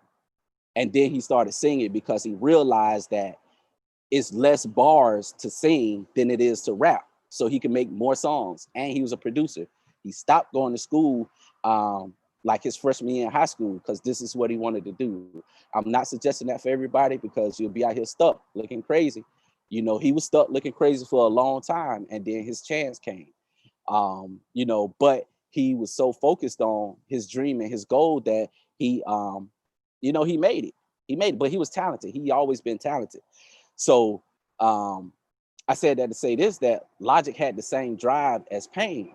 You know, like all he wanted to do was make music and change his life. So I was like, yo, I'm gonna follow this kid. And you know, lo and behold, documentary done. You get to see him homeless, to him signing his deal, to him touring and, you know, selling out the Barclays Center, like selling out the Barclays Center. When we met him, he was opening up for artists right down the road in College Park at a you know, little venue that holds 200-300 people, and he was opening up for those artists, right? Those artists are not even rapping no more. This guy was opening up for him. He's selling out the Barclay. You know, this happened in a matter of 3 to 6 years. How long are you going to hold on to your dreams and push forward to make that happen? You know what I'm saying? So with that said, that documentary, we tour colleges. We've been to over 30 colleges, you know, that pay us to come out. They pay us in tiers. If they want us to screen our documentary, that's a certain amount of money. If they want us to be there and do a Q&A, that's a little bit more money. If they want us to do a symposium, you know, on top of that, that's more money. So it's different tiers. You got to value yourself. You know, what's your value? So did that, and we wanted to create a youth initiative. We always made a college partner with community people such as like Joni, right? Because you all as young people, you know, when somebody hit 25, they're old head. I understand it. I get it. You know what I'm saying? So we partnered with the colleges because I came from a college town. And when I went to FAMU, I realized the mentality at FAMU was the same as some of the older people I knew in my community, but they didn't partner with each other because they didn't know each other. Now, with that said, what we did was we wanted to create a youth initiative. So because I was here in the area in Baltimore, and I was like, yo, I got to do this in Baltimore. So we created the Media Rhythm Institute, where we train young people how to do what we do. So we not only do, we train you all how to take photos, videos, how to make documentaries, with Channel Media. With Iron, we teach you how to produce music, how to write songs. With Be More Than Dance, we partner with, we teach you how to dance. With I Spin, we teach you how to DJ. You know, we are teaching young people how to be future entertainment and media moguls, and that's what we do. I use my friends who are from the industry, we partner with them, like the ladies come to town and they want to go to the college because we have relationships. We're able to honor those relationships and have our friends come out and talk to them. So talk to our young people and expose our kids to college. So yeah, man, that's what we do. How does that feel? I see it like I'm dragging on here outside. Yeah, it sounds like you breaking up just a little bit. You was doing good all the way until you started talking about Media Rhythm Institute. You was doing good. Oh. Then it just started breaking up some. Okay. I tried to turn my Wi-Fi off on one of my phones. No, you gotta turn that back on because we needed all of that. Like, yo, this is so good. And the videos that you wanted to play, they have other people's music in it. No, we see that's another thing too. We own our music. Both curators to hip hop and MRI. We own the music. So we own the rights to the video and the music. Okay, it's breaking up horribly, but I think I heard you say that you own the rights to all the music. Correct. Yeah. All right, y'all. We gonna get his internet straight, y'all, because this is too important. Like he dropping jewel after jewel, and photographers, media people, y'all already see who y'all got to get connected to.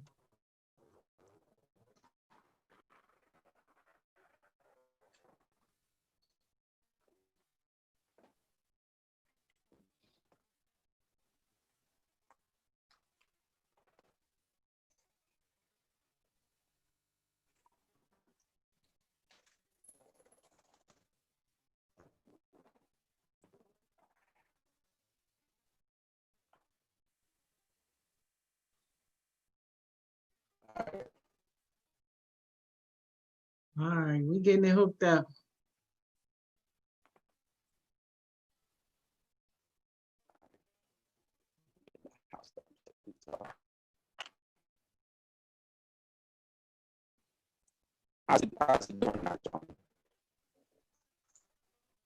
Oh man, it's breaking up real bad, and your video slowing down. Like you frozen now. Can you still hear me?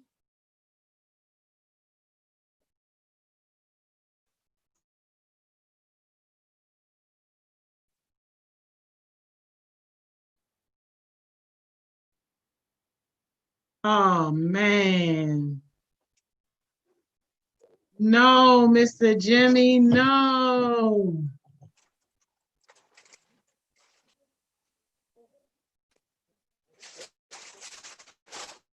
No, yeah, you might have to try to leave and come back. Oh man.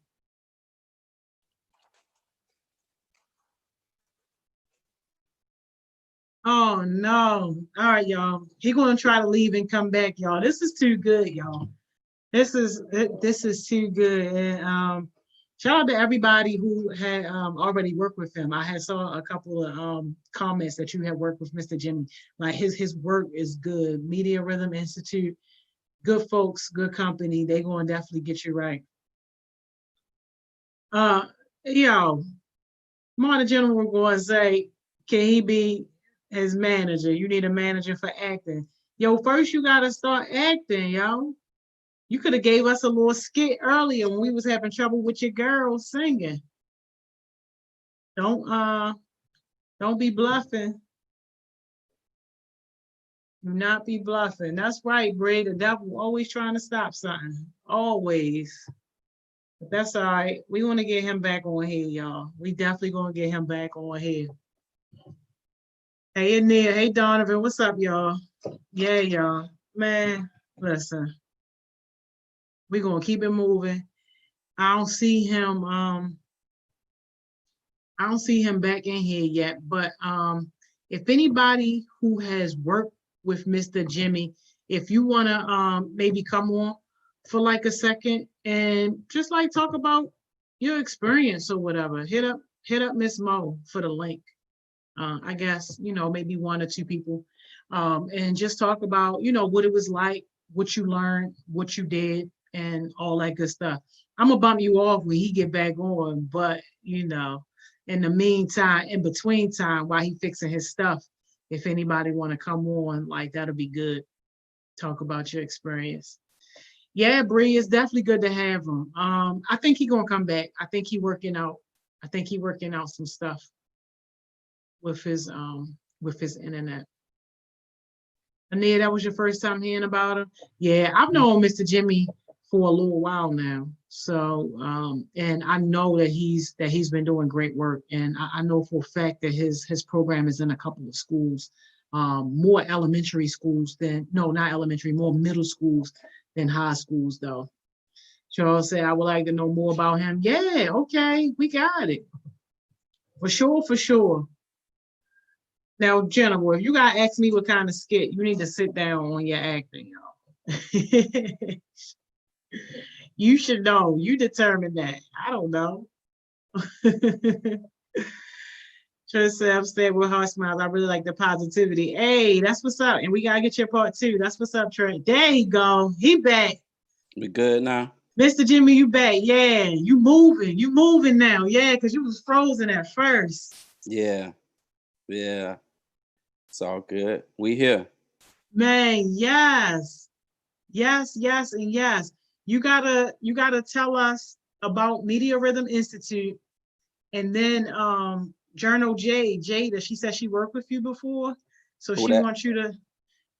Yo said, who that? We work with over 1,500 kids. No, you said who that? You probably won't know her. You probably won't know her. She probably ain't even leave an impression. If you guys say who that means she ain't work hard enough to make sure you remember her name. That ain't true. I'm terrible with names, Johnny. I'm terrible with names. Oh man, you might remember her from her little teeny attitude. Her name is Jada. Spicy little thing. She going to her first year of college now, so you probably worked with her a little while ago. Her and Elder. Yeah. We just had young Elder. Oh, see, you know Elder. See, but that's recent. That's recent. Like, if Jada worked with me, she know I'm terrible with names, and she knows she got the same name as my one of my daughters, Jada. You know what I'm saying?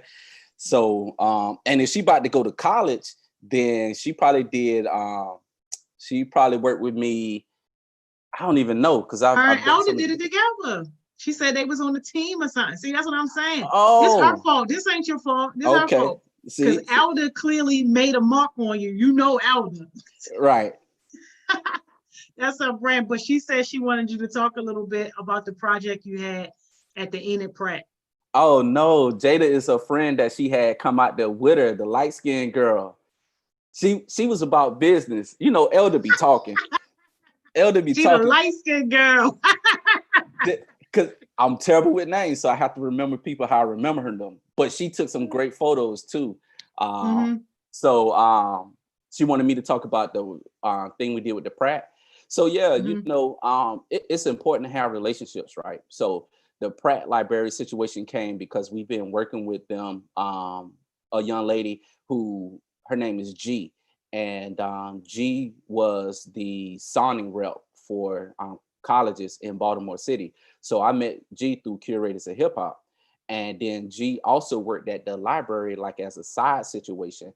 Um, and you know, just establishing those relationships. You know, we do events with Curators of Hip Hop, so we would have artists come in town and do small like real hip hop events. You know, you'll have b-boys and b-girls dancing and artists like really spitting and freestyle battles and, you know, DJs and stuff. So I met G through that and knew she was the Sony rep, and we kept the relationship. And then she was telling me, you know, once we started the youth initiative with the Media Rhythm Institute, and I'm gonna get in that going in what Jada's saying, because I know I broke up. You know, the devil try and stop you from spreading that love and them blessings.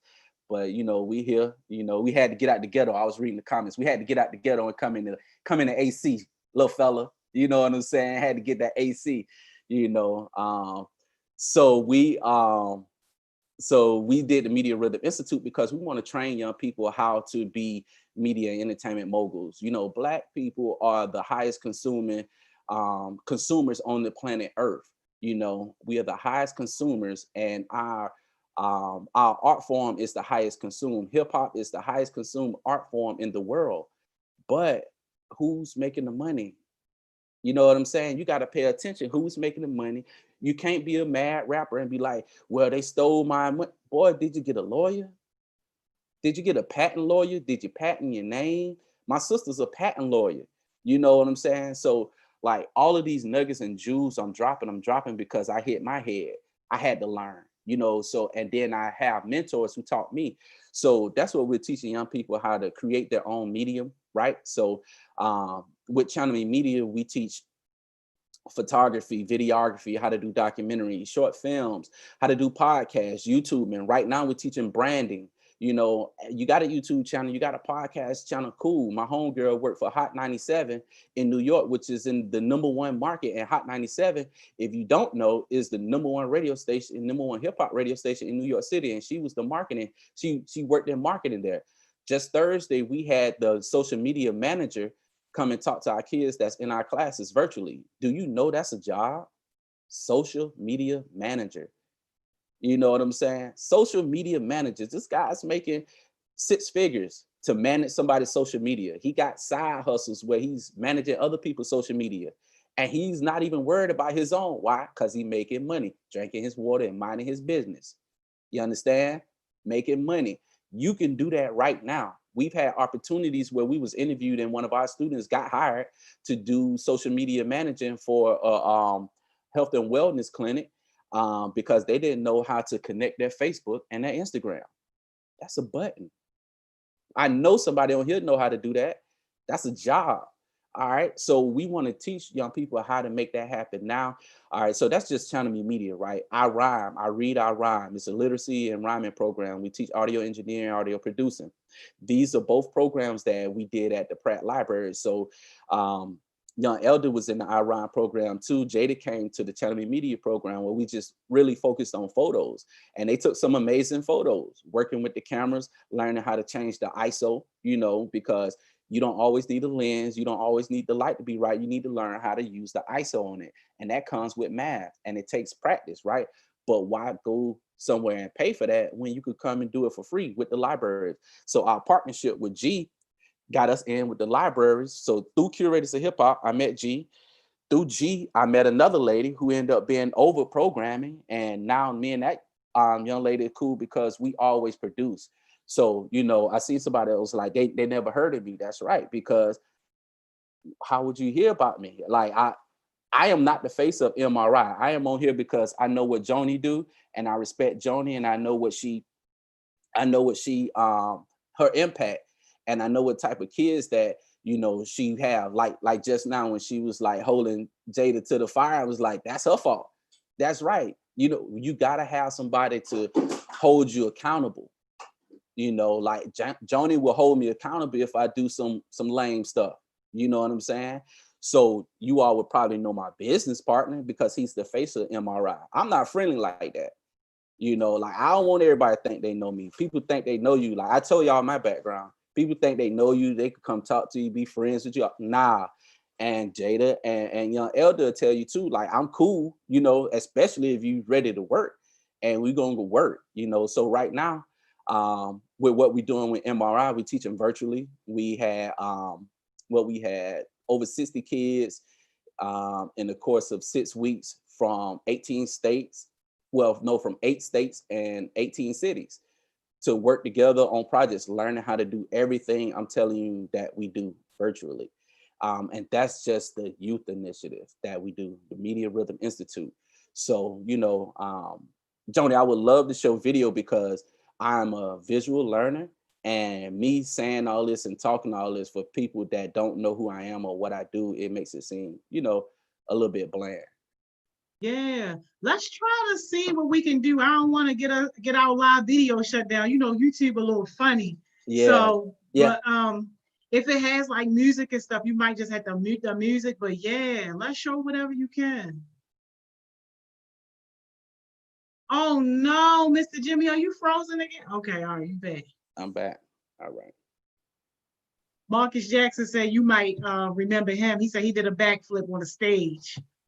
Marcus, boy, yeah, Marcus. I ain't gonna say nothing, boy. I'm glad you good, boy. I'm glad you good. Hey, Marcus, man, from the bottom of my heart, bro, I love you, man. I ain't even gonna lie, man. You one hard-headed young fella, but boy, your talent level, man, if you start focusing, boy, you're gonna be great, man. Yeah, that boy there, that's a character right there. Love you, boy. Tell your mom I said hi, boy. I know that's right. All right, y'all. We're gonna try and see if we can see some of Mr. Jimmy videos. You got them? Can you put them on? Yeah, I got you. All right. Yo, this is too nice. And we gotta drop your link too, Mr. Jimmy, so people can follow you and connect with you. It's okay if they slide in your DMs. Hey, MRI, hey, yeah, slide on in MRI DMs. We answer all that. I don't have no personal social media. I told you. Yeah. So look. So since Marcus, can you see it? You got the page up? Yeah, we can see it. All right, cool. I'm gonna take my earpiece. So look, I say, and this is at Marcus School. So we we put on the show. Marcus put on the show that day when he did that backflip. I was like, what in the world?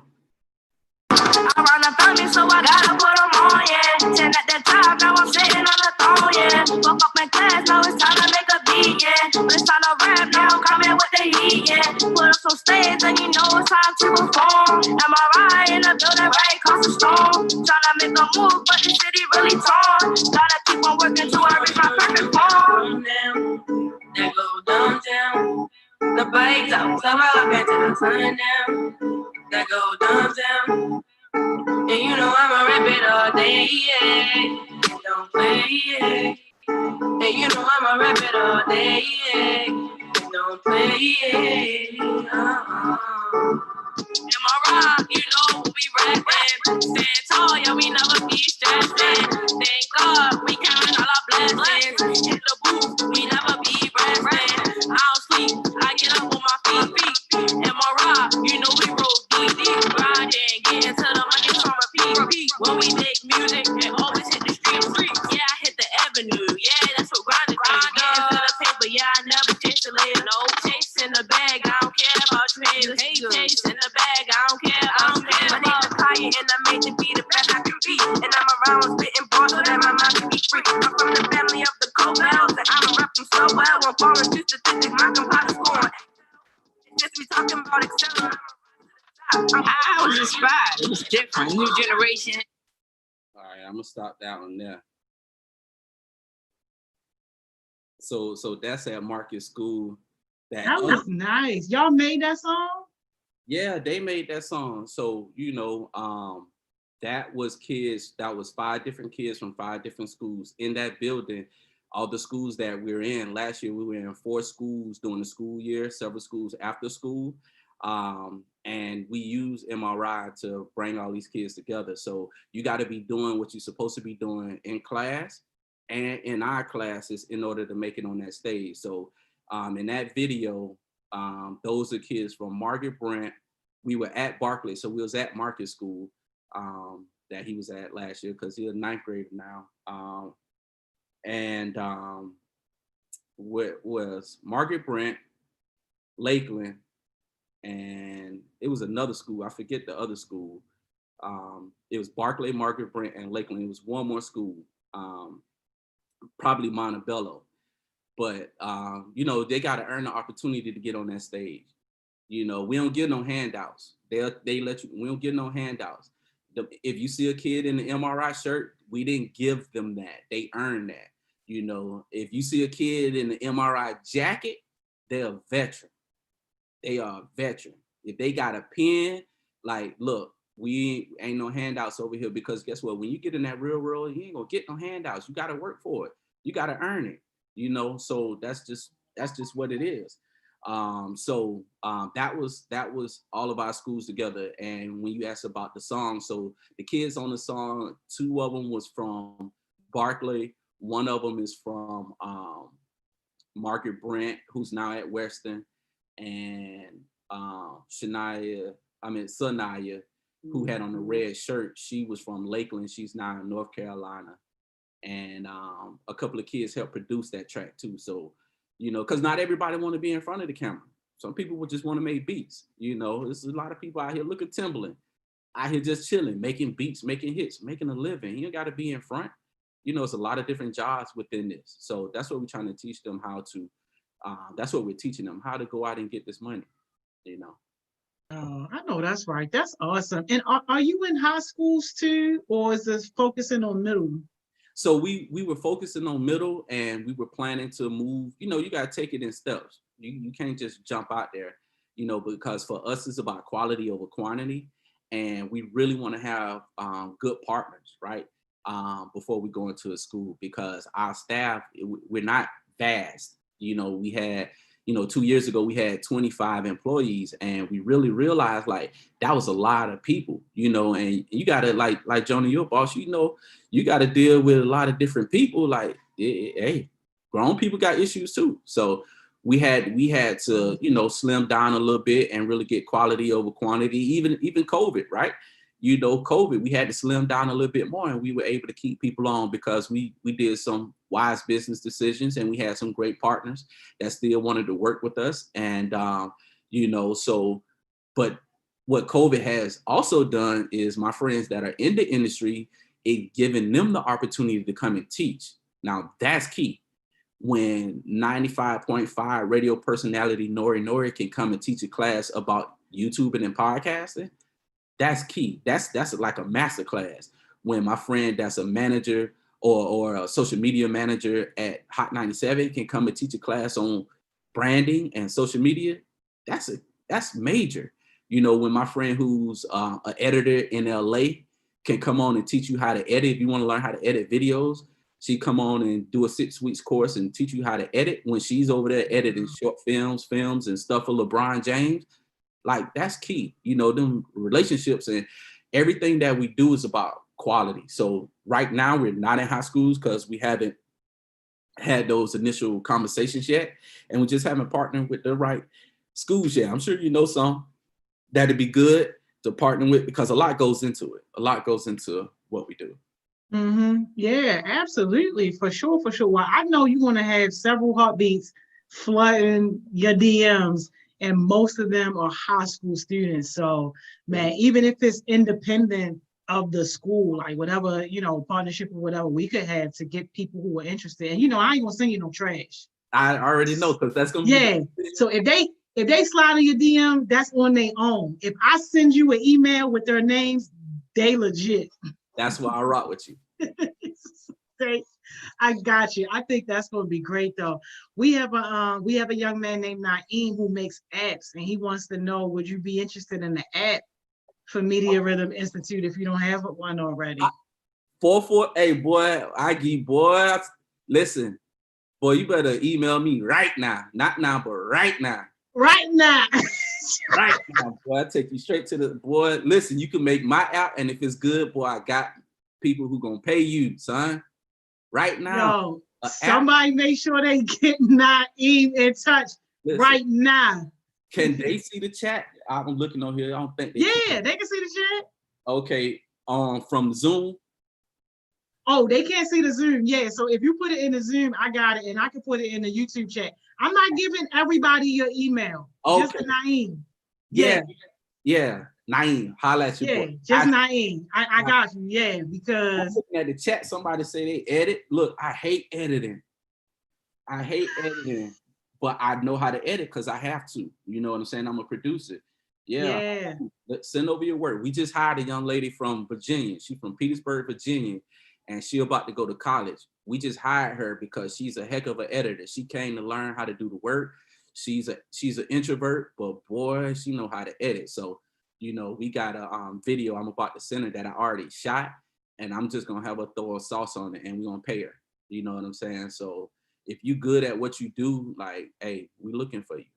Hey, I know that's right. All right. Well, I'm sending Naeem. He got a business partner, Lene. I'm sending them your way. They're going to do a whole little demonstration so you can see what they do and all that. Yeah, we got that. Okay. We got that.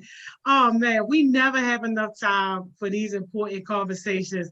Yo, King Core, like Miss Joni, can you plug me? Plug you for what, King Core? What you do, y'all? Tell me. Listen, hey, that's as real as it get. Hey, Naeem, I respect you too, boy. You say holla at my partner too, boy. That's respect right there. Right? Oh yeah, they already know. That's mandatory. When you bless, you gotta bless somebody else. That's mandatory. But King Core, the only reason I'm asking because I know his work ethic, so I trust him. Oh, he said he already know me. You know what Corey Harris? Corey. Nope. Yeah. He had to think about it. No. Yeah, that's my guy. That's your guy. Okay. That's my guy. When I got him, he wasn't doing social media and stuff now. He got his little YouTube page popping off. Yeah, that's my guy. Okay. Yeah. Okay. All right. Yeah. Well, I like Corey's attitude. I like his work ethic. The fact that he always show up and like he just like that. So yeah. All right, King Corey, we got you. He got the number. His mama got the number, so you know. Yeah. You know. Michelle got the number. You heard him. Stay on and she that push. See, you need that too. You know what I'm saying? Young people, be willing to take that push from your parents because they just want you to be great. You know, sometimes they want you to be better than them, and ain't nothing wrong with that. You know what I'm saying? Sometimes like I seen another one of my students, Anthony, was like, yeah, we coach basketball in the morning. You already know, and you come in there, all I teach is defense. I want dogs. If you ain't a dog, get out of the gym, man. You wasting our time. You know what I'm saying? Like, I want dogs like doing anything that I do who gonna work and put in that work. You know what I'm saying? I'm gonna give you the same stuff your mom gonna give you or your dad gonna give you, like go hard. Like Miss Joni gonna give you, go hard. That's it. Exactly, y'all. Speaking of dogs, y'all know we got a HeartSmiles puppy that's watching us right now. Shout out Libby, y'all. That's the official HeartSmiles puppy. Yo, we got y'all. Hey, yo, make sure y'all slide in Media Rhythm Institute DMs, y'all. Let him know that you a heartbeat. Don't say Miss Joni referred you, because I did not. But just say you a heartbeat. That'll get you a little bit of credibility. Mr. Jimmy, if you had to leave us with one jewel, what would that be? Oh, man, I was just watching a friend of mine. Well, I ain't going to say a friend because I only use that term loosely. But a classmate of mine from college, she was talking yesterday about, I forgot exactly what she said, but about something, I'm just say fake professionals, right? So sometimes when you say you do something and then you get in the space and you feel like you don't deserve to be in that space, right? You doubt yourself. Like singers. Like anybody, you know what I'm saying? You doubt yourself, like I can hoop, but I think they hoop better than me. Like you doubting yourself, you already losing right there. Like don't doubt yourself. You know, like you got to dive in, like don't even dive in with your hands, dive in head first. Bam, you hit your head, you hit your head. Keep going though. You know what I'm saying? Because nobody will have more. This, I ain't gonna say that. Nobody should have more faith in you than you have in yourself. If you believe in yourself to the utmost and you believe you can do it, people will put their doubts on you because they can't do it. Don't worry about them. Don't worry about what other people say. They saying you can't do something because they can't do it. You know what I'm saying? Like, I had family members tell me I wasn't gonna graduate college. What? Now I'm about to get my MFA. I'm about to be a college professor and I'm gonna get my doctorate because my kids need to be able to say my daddy is Dr. Thomas, just because. You feel me? Why not? And I told y'all where I'm from. How many people do you think I grew up with that are doctors? None. I'm gonna tell you, you ain't gotta do the math. None. Don't let other people doubt weigh on you. You got to move that out the way. Surround yourself with people like my man Naeem said. I hope I ain't mess up his name, but he was like, make sure you have my business partner too, connect her too. You know why he said that? Because one, iron sharpens iron. You cannot sharpen your blade if you're trying to sharpen it with wood. How? That does not happen. Connect with people who are like-minded, who work as hard as you or work harder than you. Most importantly, do not doubt yourself. A lot of the people that I said I know here, we've had these conversations. This is something I tell all my kids, like all of these students I've had that conversation with. Do not doubt yourself. People will put doubt on you to make you feel down about yourself because they feel down about themselves. And I'm gonna go real quick, Johnny, into that, right? Racism. You know, racism exists because a certain race of people want to feel like their skin complexion make them better than you because of their skin complexion. Because they doubt themselves. There's nothing I can say to a racist besides talk to your friends who are your same skin complexion, because they're not going to listen to me, right? Because they already think they're better than me or want to. And it's nothing, you know, it's nothing wrong with thinking you're great, but don't try to be great and down somebody else just so you could be great. That's corny. Yes. That's corny. Yes. Don't doubt yourself ever. Yes. Powerful jewel at the jewel at the jewel at the jewel. Thank you so much, Mr. Jimmy. I appreciate you so much. This was a very powerful conversation. You fed our souls. We're going to be in touch with you for sure, sending people your way. Thank you so much. No problem. Peace, Johnny. Thank you for all you do. Thank you too. Enjoy the rest of your day. All right, peace. Bye-bye. Y'all.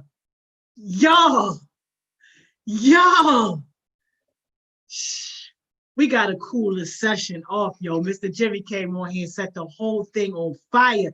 And I hope Kamaya and Amaya was on here listening to that jewel that he gave, yo. Like, yo, you gotta do you, yo. Like, come on.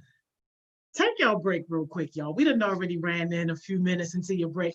Take your break, y'all. We're going to be back here at noon with Miss Money Mo, Amaya Kamaya. Let me know what time y'all coming back on here to give us our verse. I'll see y'all back in a few.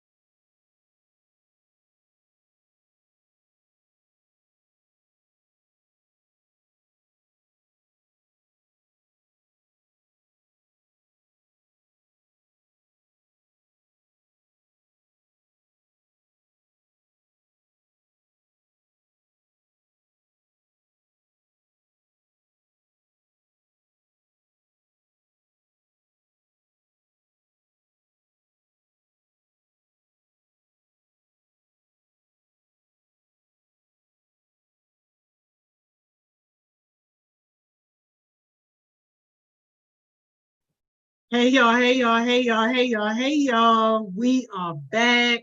We are back. What's going on, y'all? Let's get our favorite on here. Yo, Mr. Jimmy was amazing, wasn't he? Yo, that shot with Tay still ain't get with me. He done lost his money opportunity. Somebody tell him forget that money in his inbox. I'm giving it away.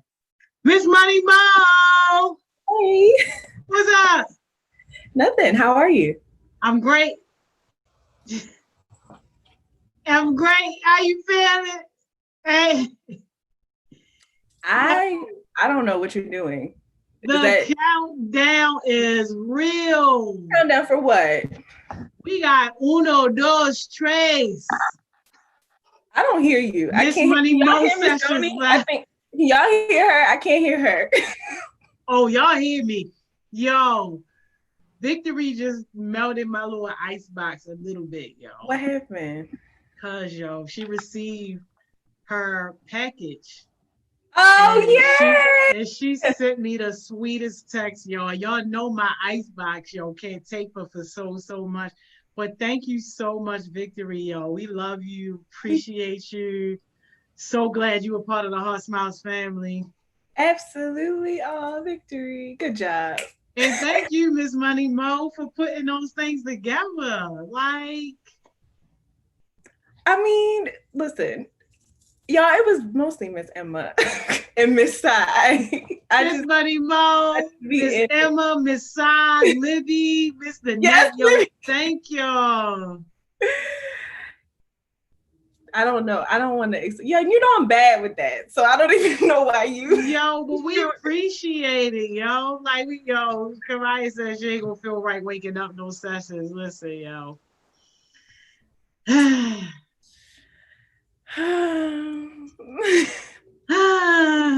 see y'all when I see y'all.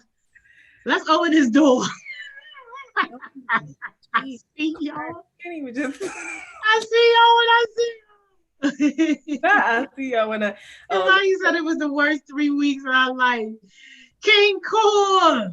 Corey Taylor. Hey Taylor. Wavy Way. Oh, I love that Miss shirt. What's Joni. up? How you doing? Doing Love good. How that about shirt. y'all? Thank you. I just got it. Yes, that look good on you. KR Smoothies. Cam.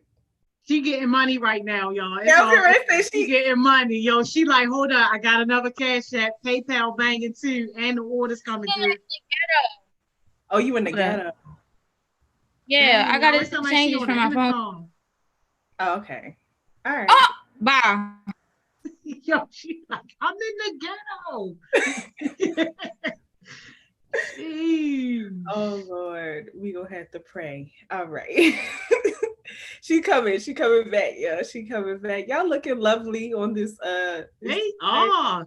Yo, did Wavy Way dye his hair or is that the light? He dyed it.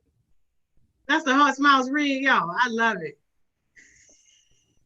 For real, y'all know I had to come out different. I was tired of saying the black. It look good. It look all right. It look all right. KR Smoothies, you out the ghetto, yo? Hey, yeah, I'm out the ghetto. Yes. I had to switch devices. Praise God, because you the facilitator. So y'all got the outline though, so y'all would have been fine if not. Yeah. Journal J. Hey y'all. Hey. How are y'all? Good. How are you, sweetie? I'm good. How are you? I'm chilling for real. I like how Miss Joni tried to drag me on live, but it's cool. Cause I'm not mad. Listen, I didn't have to do anything. The man said, Jada, who? Huh? Who? That's not fair. I met him one time. It don't matter. Somebody gonna meet me a half a time. They gonna know who Miss Joni is when you say, oh, you know Miss Joni. It's either yes or no. But it ain't gonna be somebody that met me. They ain't gonna remember. No, maybe that girl that fell asleep yesterday on our session. King Cole, remember? She might not know who I am, but that was on her. Why you drag her? Ooh. Yo, she was getting jewel at the jewel from King Core, KR Smoothies, Coach Johnson, and me. And she on there sleep. I'm happy all this dragging. This is why we need to cancel this season already. Okay, so is everybody here? Is everybody here? I don't think everybody's here. I think we missing one. Who we missing? Don't call nobody out. Don't call nobody out. She gonna start I was dragging. gonna say I don't want to say this person's name only because it's their first time. If it was one of y'all, I would have said it in a snap. But only because it's somebody that we don't know. Oh well, okay. Well, it's okay. So, well, Mara is in the comments saying the person's name, so I can't help that. Whatever. Manny, where you at? Nobody got time for this, Manny. You making a new heartbeats. You giving them a bad name. Come on, Manny. You already knew she was gonna say it, so I ain't even gotta do it. Anyway, all right. So the question for today, y'all. All right, what is the strangest? I feel like Miss Joni don't even have an answer to this because she don't be eating nothing. But what is the strangest food combination that you eat? Gotta go first, because my grandparents and them from like down south, so they make me corn fritters. Then I tell all my friends about putting corn in pancakes, and everybody think I'm crazy. But corn fritters smack, especially the sweet corn, because that on top of warm syrup hit. Y'all crazy if y'all don't agree. I concur. I had corn, like corn pudding before, like with the corn inside, like, and it's kind of like cornbread with the. It's good. It's good. My stepmother make it, but I don't know what be the weirdest thing I have. I don't eat nothing weird for real. All right, keep thinking, Cam. Go ahead, Taylor. I don't know if it's really weird, but I like hot Cheetos and pickles together. Like I get like a whole pickle and like bite it and like kind of put a hole in it and then put the hot Cheetos in there and then eat it all together. That's good. Oh, pickles are so nasty. Oh God. Okay, go ahead, Corey. I don't got no like weird combination, but I like tofu. I like tofu. Tofu's good. If you cook it right. I don't know. It's different though. That's why all my friends say I can't be black because I like food like that, but they just don't know. You're definitely black. We can see it. So, so don't let them tell you that. All right. Okay. Lamar. All right, so for me, I don't know if some people, because some people do this, but I take the pack of noodles, either beef or chicken. I put it in there, I cook it, then I take some cheese, I put the cheese on there, then I put the packet on there, and then I season it with like seasoning no bay. So I don't know how but that's smack. That's smack. I don't think that's weird. Everybody hook their noodles up. I don't like noodles. Yeah, that's just regular seasoning. No, because it's like every time I say something about cheese and noodles, people be looking at me like, you nasty. Ew. Yeah, what kind of cheese do you put in it? American cheese. I grab a little slice, I just throw it in there and throw it in the microwave. Yes, I grab like 3 to 4 slices. I put it If you in wanted there. mac and cheese, why don't you just go get some? Because that's nasty. No, that's a banger. Giving me very much jail food. It's sad though because it's okay. That's what he likes. I know how to make a what is it called? Not tortilla. It's like something like that from using an iron. Because like somebody I know that went to jail, so it's funny you said that. Cam, did you think of something? No, I don't think I'm that. Whatever. No, I don't do that. I don't do weird food combinations. Cam, can you give us weird smoothie combinations that you tasted? People be getting everything. Like one time I was on dragon fruit, so they was like dragon fruit, strawberry, pineapple, peach, mint. They wanted everything in there. Guess that's weird, but yeah. All right. Thank y'all, Miss Joni. I don't have no weird food. Like I don't mix stuff up and I eat stuff one at a time. So I really don't have that. And Taylor, you got a shout out, yo. Reality said, tell Taylor I love her and thanks for all you did because you saved her life. That's a big compliment. Oh, thank you. Love you, girl. Yes, ma'am. Thank you, Taylor. All right, mine is very specific. I'm gonna share it. Mine is macaroni and cheese. Oh, y'all gonna judge me hard. All right, and barbecue deer meat, like put together. Listen, my family is from the South. All right, so leave me alone. Wait, you said deer meat? Yeah, Like venison? venison. Yes. Oh, no way. I think I'm good on that. I'm good on that, Miss Mom. You can have it. Yeah, thanks. I don't even go down south for Thanksgiving because I'd be scared. I don't get why people like deers. Like like if I was to try to eat a deer, I see Bambi face, so I would just get so sad. I Like can't say that though because I really like lamb chops. So lamb chops hit, but I can't eat Bambi all the time. Anyway, thank you. Do y'all see any weird food combinations in the comments? Anybody? I know some. Diabri has said something about milkshake. Who said what?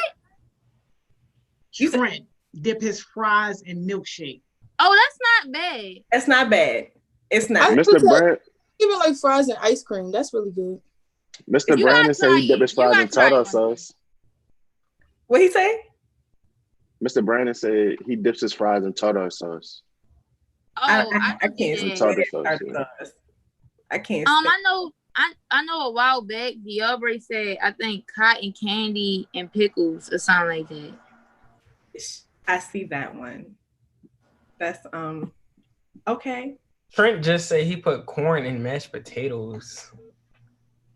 That happens by mistake sometimes. No, I'll eat it. Potatoes and gravy together is smack with the biscuit on the side. Yeah, come on, So human.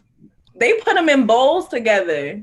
Right. Like they make chicken bowls with like mashed potatoes and corn and like other stuff in She it. busted market. Let me tell you, get the extra gravy on the bottom, mix it So up. I can't even have my food touching. Ew. Y'all so picky. Y'all like no touching. No, Bye. I don't touch neither. Like at Thanksgiving, all my wet foods gotta go with my wet foods and my dry foods and my dry foods. Like my greens, I don't want that in my mashed potatoes. It So take y'all too long to make y'all Hold plate. up. On Thanksgiving, y'all don't take the food, y'all don't put it on it, like y'all don't put the ham at the bottom. They put the I stuffing. don't my food to My- touch. What is Yo, that? oh my God. Touch. Yo, Hey, all what? right. That's black people mentality. Next caller. Yes, next topic. Okay. Everybody, thank you so much. All right. So do quick introductions and then do what y'all are doing. All right, dog. So I guess it's time for me to facilitate. My name is Camry Moses. Everybody calls me Cam. Y'all gonna call me Cam because that's what I like to be called. And everybody's about to give an intro of themselves and a little background of their high school experience so far. So, with my high school experience, when I first came into high school, like, even like my father, he was like, oh yeah, like, what are you, gay, blah, blah, blah, blah, because it's an all-girls school, whatever. But he was joking, though. He was joking. But he like, why you want to go to an all-girls school? Because mind you, I got accepted into Poly as well because I was already in Ingenuity. Got accepted for Ingenuity. I did not want to go to Poly, so I didn't go there. And like people like, oh yeah, they're gonna turn you out, blah blah blah.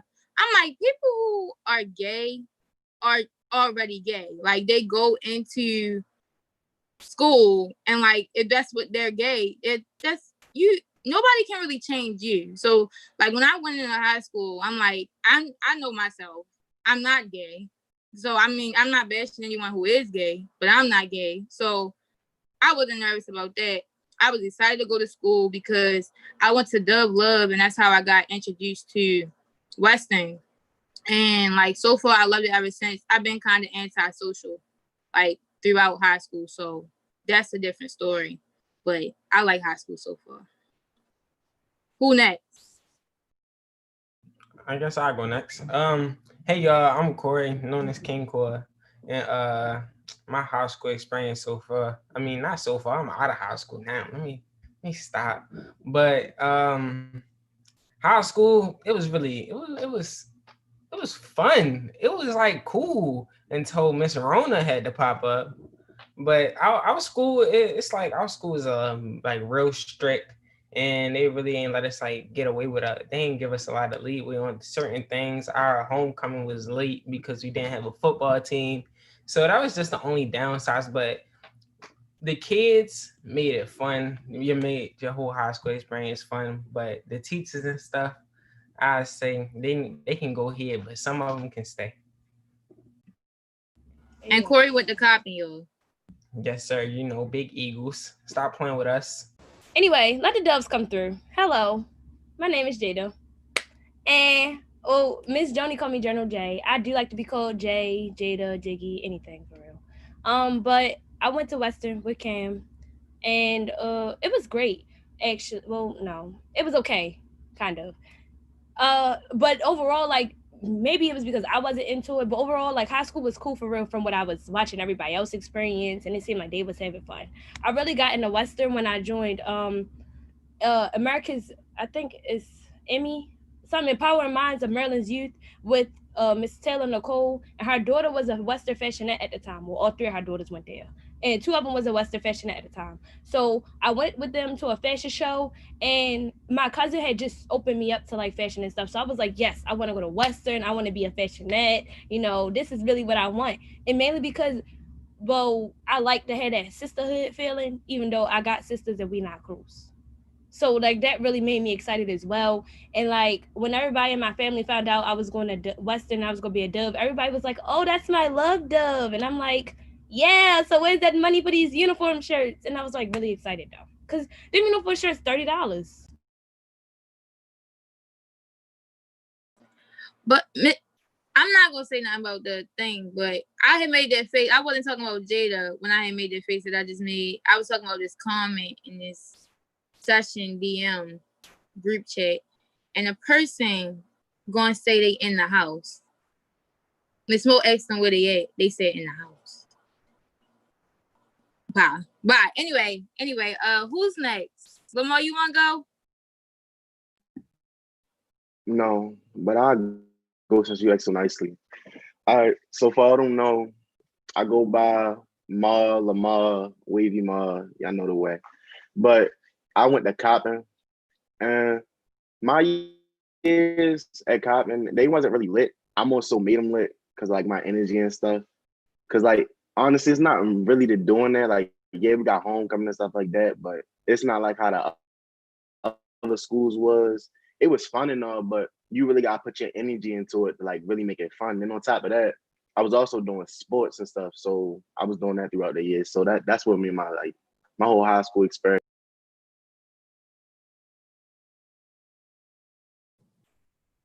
Hey guys, I'm Taylor. I'm 18. So I went to two different high schools. When I first started off, I went to a Bard High School Early College, and then I went to Vivian T.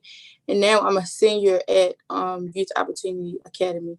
But I would say when I first started off high school going to Bard, I took the athletic route. I was playing basketball and stuff like that. My grades was good. And yeah, high school was like a really fun experience, like starting out. Now it has gotten like harder since I've been like a junior and now a senior and stuff like that, because I'm looking at like colleges and stuff like that. But I've always had like help no matter like what school I was in, from like my teachers, my counselors. It was always like somebody in my school to like help me either with my work or like with jobs and stuff like that, just to help me get through. So starting off for high school, it was like it was a really good experience. That's everybody, right? I think so, yeah. All right, so like based off this, I know a couple people like touched on it, but what did you really expect from the year? Like not knowing about Rona or anything like that, what did you expect from this being your junior or senior year? Personally, I expected like I'm gonna have ring dance, I'm gonna have prom, I'm gonna do this, do that, like, and like as a result, like after thinking back on it, it was totally kind of opposite. Like I got to do ring dance and junior day, end up being late to ring dance, like 2 hours late to ring dance. That was fun. But if I knew that we weren't gonna have like prom, I would have been to that one time. All right. I'm talking about my past year. So basically, what I was expecting this year was my prom. I was finna step this prom. This prom was right big. The prom, I was gonna step. Oh, y'all was gonna know my name. I can't lie, but it was just a lot happening too, as well as because we was still planning. We really was not trying to think about Rona because we tried to put our minds in like a good place. Because I was on the SGA, the Student Government Association, and I was actually planning prom. We was planning our class trips and stuff, and it was getting so close to that time because seniors end early, and like I think we was like a couple weeks around the corner. Then they came out with the little "please don't come back to school till further notice" message. So that like shut everybody down. Yeah, but I was really looking forward to prom and like just spending the last couple of weeks with my friends, basically. Um, yeah. I'm with what Corey and Cam said about prom and stuff. I mean, those wasn't like my main expectations. What I really expected out of my senior year, previous before Rona, was that like I was gonna like exceed expectations. I was gonna be able to stay at Western. Oh, I'm sorry, yo. I did leave Western in January.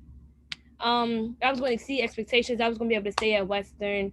I was going to like be able to keep my friends and like watch them go to prom. And I wanted to go to prom as well. I had this dress set. I was ready to put down a deposit, and then Rona came. But it's cool because I'm still gonna wear that dress.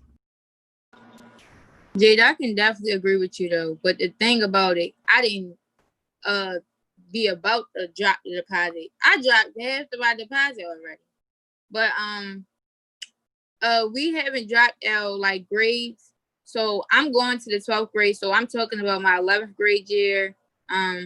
Corey, you wanna tell them well, you kind of said you graduated, but you can go ahead too. I graduated, guys, and I'm just talking about my 12th grade year, my past year. Yeah, same as Corey. I'm just talking about 12th grade year before Miss Rona. No, I'm talking about 11th grade. Yeah, same. I'm talking about my junior year.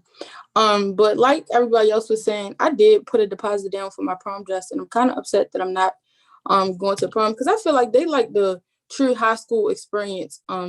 Yeah, that's like the true high school experience, like going to your prom and ring dance and stuff like that, or just like going to homecoming, small school dances and stuff like that. And I really feel like I was robbed of that, and I was like so upset. Like I cried when I found out we wasn't going back to school because actually the day that we what y'all remember what day it was when they said we couldn't go back to school?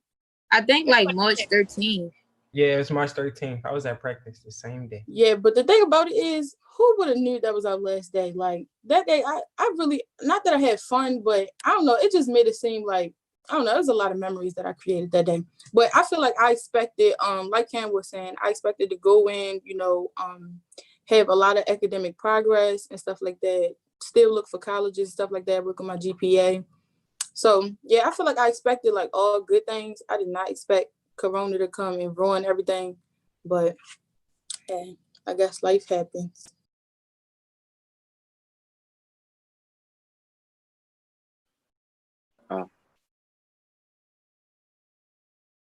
For me, like it was kind of weird because like it's only 41. Oh my god. Am I the only For one me, that it's have weird. It Lamar was internet weird. skipping? My internet skipping. He definitely in the ghetto. Yo, why am I stuck on being in the ghetto? It's okay. Go ahead. We can hear you a little bit though. Go ahead. All right, is it better at least? Hello? Go ahead, Lamar. Just keep talking. All right. Me, it was all right, my stuff got real ghetto just now. But for me, like when I started, like when I was doing the school and stuff, it's weird because like I went to prom a year before I was actually supposed to, because I went with somebody else. So when it came around for my prom and stuff, I wasn't like, I was kind of putting everything off, but I still wanted to go. So when I found out about COVID and stuff, that kind of made me sad because it was like y'all took away something that was actually mine. And, oh yeah, that.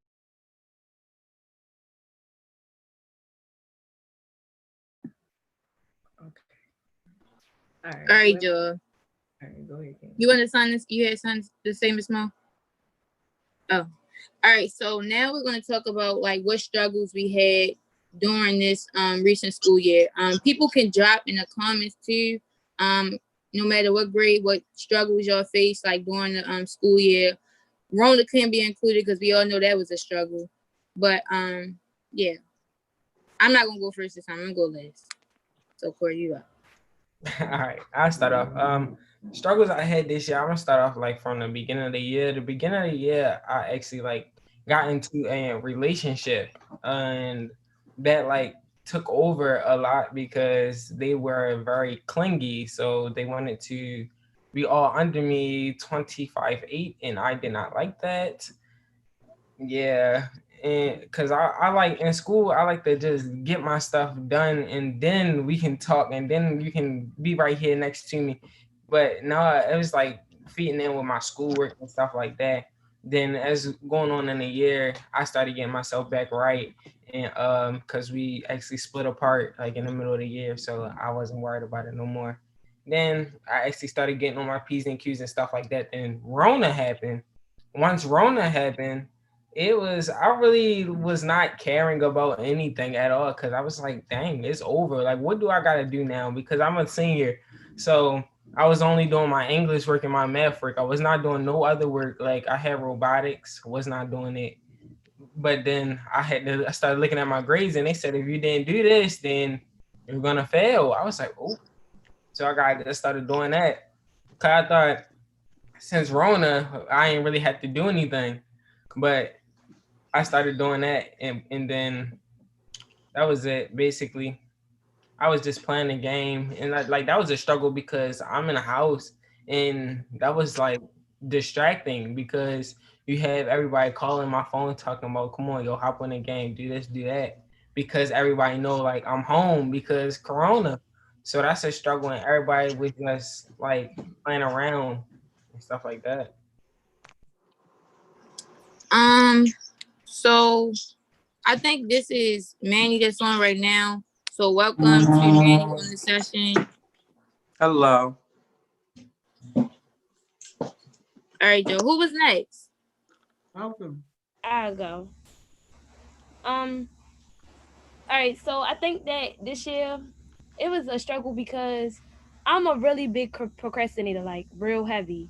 So I will put something off to like the very last minute. And sometimes the very last minute is when my best work come out, especially during an essay. Because they'd be like, all right, I could just sit here and bust out this hour and have a good, come through. So I think that was what held me back a lot because it was mainly online and it was mainly virtual. So they just kept piling stuff. And I'm like, all right, they just closed school and they said it was closed, but can y'all calm down? Y'all just dropped that 90-page packet on us. Then come to find out that the packet was what they was putting online. So then it was like, so should I just go and get the packet from the school or should I just do what's online? So that made me late. So because I still procrastinated heavy and I didn't know that they was going to end our school year early as seniors, I thought they were just going to make it stay long like everybody else. I turned my work in late. So that made me an August graduate instead of a June graduate. And that kind of like messed with me a little bit because it was like I shouldn't have procrastinated that long in Corona.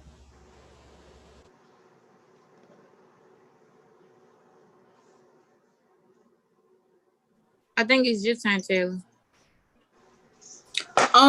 So I would say the beginning of my junior year, like I was saying, it went like pretty smooth for real because I already know like I had goals set and stuff like that of what I wanted my junior year to look like. So I feel like I have to say Corona because like when all the virtual learning stuff came in, we had to do everything online. It was like so confusing because I'm more of like I think it's like an audio like listener or whatever, or no, I'm sorry, an audio learner. So you actually have to like, I can see it on paper or I can see it like on the screen or something like that. But if you talk to me and like explain it to me, break it down to me, I can understand it more. So when we had to do like class online and stuff like that, it was just like a struggle because I felt like they was just handing us work, like, and it was coming from Baltimore City, so it was like work that I wasn't learning in school. It was confusing. It was some stuff I needed help on. My teachers was like confused themselves, so it was like they didn't know what was going on.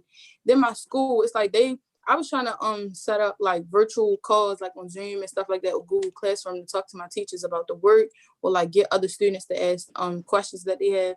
I couldn't even do that because they were so unprofessional and didn't know how to work it. But yeah, I feel like once the virtual stuff started, I feel like my school year just went like downhill. Luckily, I got like I passed and everything, but it was just a struggle for me because yeah. Lamar. So for me personally, like with the whole COVID and my school year, it felt like I had everything on lock. Like everything was cool. It was easy. Only thing I kind of had a problem with was using Blackboard for my college classes. Like the whole high school experience with that, like it was easy. Although some teachers were more organized than the others, but other than that, like it was cool for me. It's just like when I had dual enrollment, that's the only thing that messed me up because I couldn't really talk to my teachers, my college teachers, because it was too confusing. Thank you. Could everybody mute their mic when they're not talking? I'm gonna go next, and I'm gonna let Manny go. So if you didn't catch what we were doing, we're doing talking about struggles during our last year that we had completed. So mine is the 11th grade year, and for me, the struggle, I guess, was doing what I said I wanted to do because I'm class president for my class. We haven't did like voting again or anything yet. So trying to figure out fundraisers and things to do, actually getting my classmates to support because it was like we were putting out fundraisers or wanting to do fundraisers, and when we had them, it was like nobody would come. And I'm like, how you guys complain about everything going on and like not being able to do certain things, and y'all not coming to the fundraiser, y'all not doing these things. And that was a struggle for me because I'm like, I said I was going to do this specific thing for y'all as a class, being your class president, but it wasn't like, and like with Rona, it cut off things. So like fundraisers we had planned towards the end of the year or things that we wanted to have at the end of the year didn't work out because we couldn't do them anymore. So it was that, and then it was kind of like mentally challenging trying to, sorry if y'all hear my brother in the background. It was mentally challenging trying to like multitask everything because I do get involved with a lot of stuff, and sometimes I don't really like measure what I can do without stressing myself out well. So that was a struggle. And like with school and stuff, because I can be flexible with it, I was putting it off till the last minute too, towards the end of the day, because I know I could do that. So that was those were like struggles, and like dealing with the fact that I couldn't go to prom and stuff like that, and then I put $200 something hours down for a dress that I'm probably not even going to wear for a prom. So all of that. Man, you ready to go?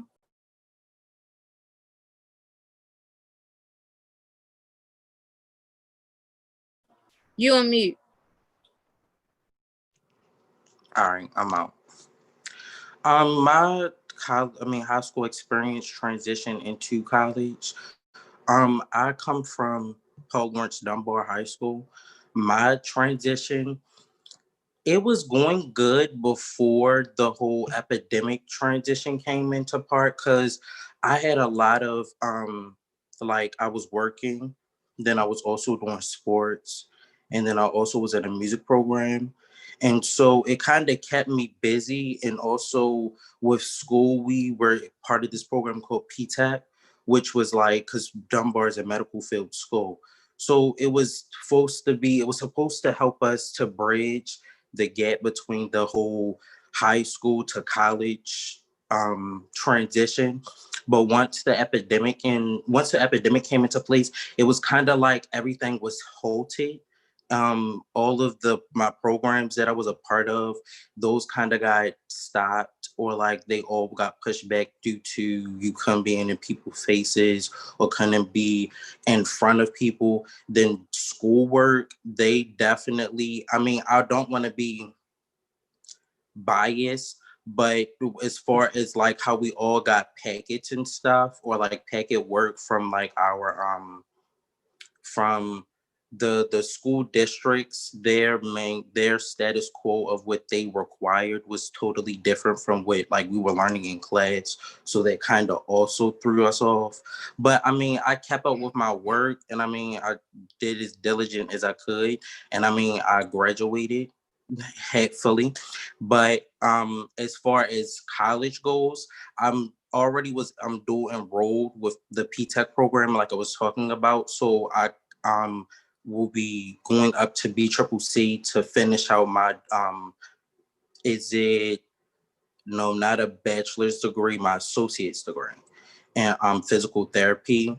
But once I try, because I mean, I also like, because you already know from everybody who's in this group or I've been to the group is mainly for music or to bridge the gap of the arts department. And so I would say, as far as the transition, it didn't really put much of a hinder on things as much as the fact that you couldn't really be in classrooms or in people's faces. So besides that, everything else really wasn't different for me. Thank you for sharing. So since we kind of coming close up on time, we're gonna kind of combine it. So what was your best moment of the recent school year that we were in, and why? And then also, what tip would you give, or what advice would you give to people that's going to their grade or just in general and coming into high school? Are you ready? I would say, okay, one of my moments that I did have that was very fun would have to be when I was a part of it was a music program that I was in, and it was like we got to, well, first off, we got to be in the music program for free, and they also helped you work on whatever you wanted to do, whether it was beat making to being an artist. But however, it was like you got to learn how to be in the studio, you got to learn how to rap if you didn't know how. It was also the people around you were very uplifting, and nobody definitely wasn't like judgmental of however you came off or however you are. But I would say to all of my upcoming class members who are going through this whole transition, I would probably say diligency, because sometimes you can think that you have things in a loop. You got you dot your I's and you cross your T's. But then just like when the whole epidemic and stuff happened, it literally switched everything upside down. Like it was like I thought I had all my classes right. I thought I had work in order. I thought I had all of my programs, but all of a sudden it was like, boom, you can't go back to the programs. You stuck at home. Say if you wanted to turn in any schoolwork or assignments or work on anything for college, because you know most of the stuff that you had to do for like trying to get into college, you had to do it with somebody from advisory, so going to an actual school. But now you can't because everything's from home. So I would just say make sure that you're always on top of your work, no matter what direction or what part it stands in, whether it's work, school related, or whatever. Just be on top of your game. Thank you. Corey, you ready? Yeah, of course. All right. My best moment of like this year was basically, I would say, our dress down days, because people there say come in as your business day, or if you're going in as an interview and things like that. And like me, I like the dress up. I like to like put on a nice button up shirt with the slacks, with the nice dress shoes. I'm a person like that. I love doing that for some reason. And and I come in and I look like something, and they be like, "Oh, I didn't know you could get like this." So I just like saying like the shock on people's faces, and they be saying like they just see me in a uniform every day, and like I can get a little business card. Like, yeah, I know. But that was like the best thing because I like to see the smiles on everybody's faces and also basically hanging out with my friends and talking to my friends in like gym class. Like we had a teacher, she used to come in late every day. So we'd go to the gym class and we'd just go mess around and stuff like that. And like just the friendships, that's what like my best moments in high school. And some advice I told the youth coming up through this little pandemic thing, I just say y'all stay focused on y'all work because it's gonna go by really, really fast. Like it's gonna go real fast. Y'all not gonna think so, but it is because these classes, y'all not gonna be doing a lot of classes. Y'all gonna get on and then basically y'all getting off right in another hour. And it's not gonna be that long. So I just want y'all to pay attention through the whole thing and just turning y'all schoolwork when y'all can.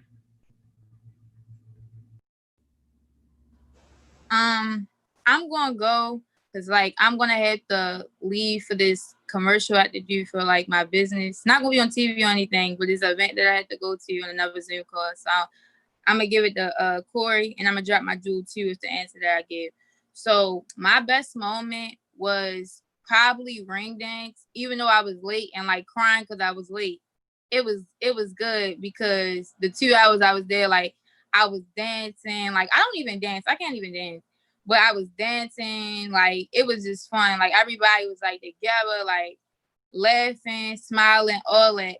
And it just was great. And then after that, we went to Valentino's. We was sitting there till like 2 a.m.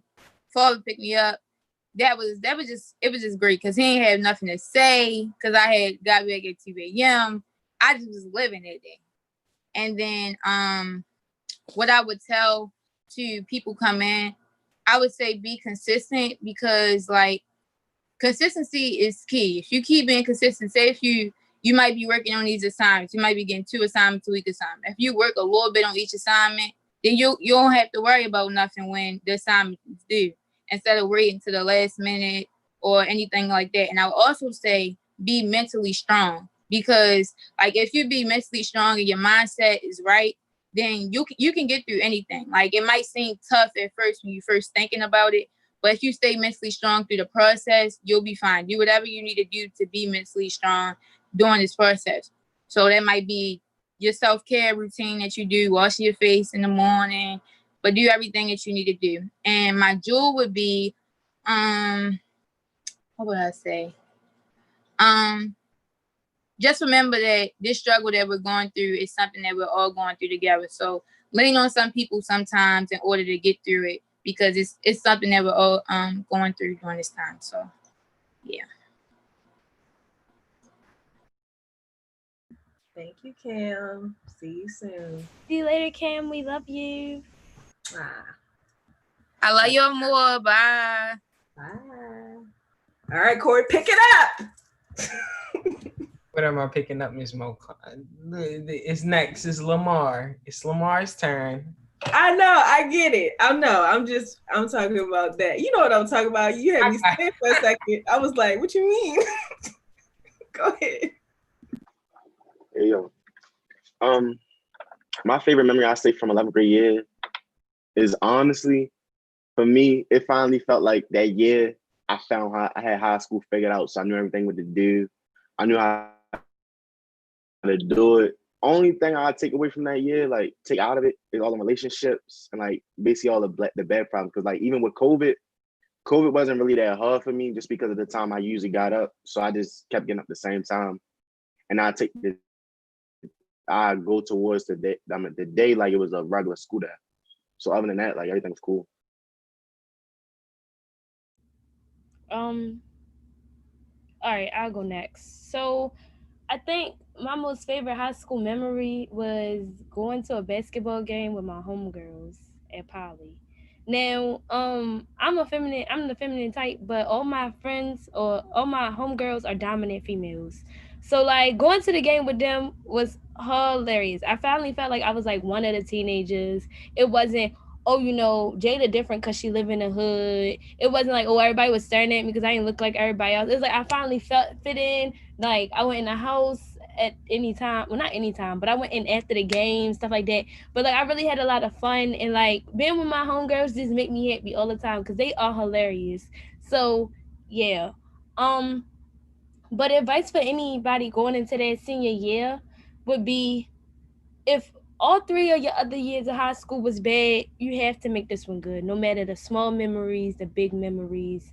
And like Mar was saying with the whole Rona situation, I think that even though it's virtual, it's probably more beneficial for you because even though, you know, you can't leave out the house, you could still like get the work done on your time, which probably would be a lot less stressful for you. And I'm not a people's person, so not having to get out my bed and go see the people at school and still getting to work works for me because I love to see it. And I think that's kind of what I help everybody. Once you like get your schedule, like Cam was saying, your school will be a lot easier to flow with and you'll learn it more.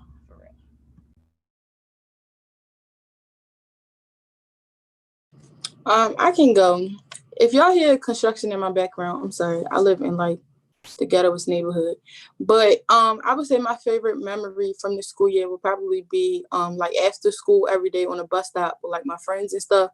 Cause we all took the same bus to the MARC station, then we went our separate ways. But it's just like after school we would talk about like the school day or like talk about what was going on in our lives and stuff like that. And just like hearing their stories and like what they go through, and, like how they got over it, or just like laughing and chilling was fun, and like some good memories that I had. But advice that I have for like people that's going to high school or like people that's whatever grade you're in, I would say choose who you surround yourself with and plan. When I say choose who you surround yourself with, don't surround yourself around people who are bums, who are lazy, who not doing their work, and that's not going to take you anywhere.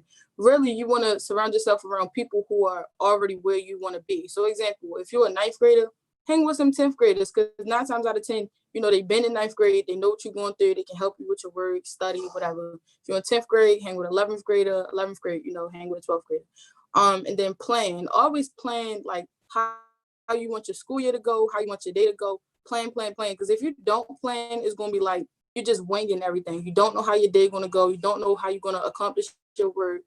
So just like set small goals for yourself and plan. Like, okay, today, I might have a Zoom meeting with my teacher at 10 o'clock. I'm going to do that. Then I'm going to do some work from 10:15 to 11, you know. So just plan your day out and just like have everything together and organized.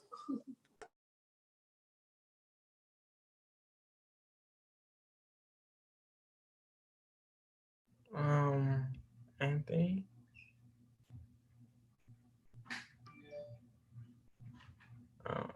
Yeah, Corey. Yeah, no, I thought okay, all right.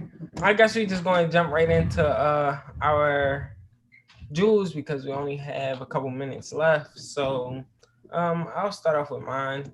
Basically, I would say is stay focused, pay attention in school because you never know like that how that was our last day. You never know when the time will come where you might not ever be able to see your friends or talk to your friends through a school call again, or you never know the next day anything will happen. So I would say take advantage of your opportunities, finish your schoolwork, and yeah, have fun.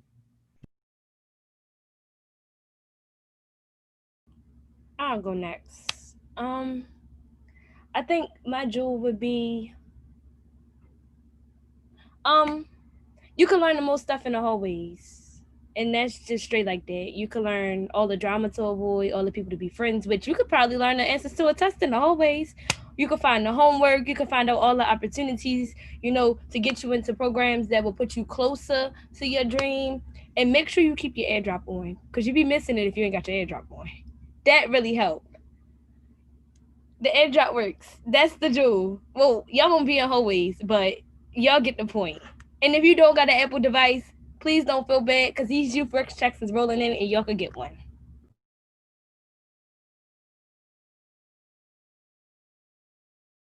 Not the cash app. I mean, not the airdrop.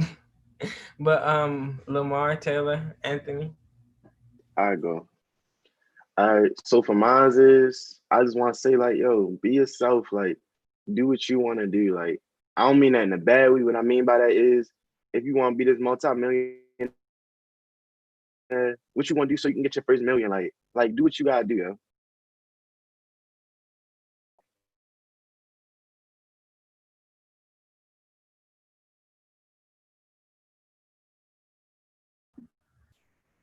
Manny, you go ahead. Okay. Yeah. Anthony, you wanna go? You on mute. My bad. I keep forgetting I'm on mute. I would say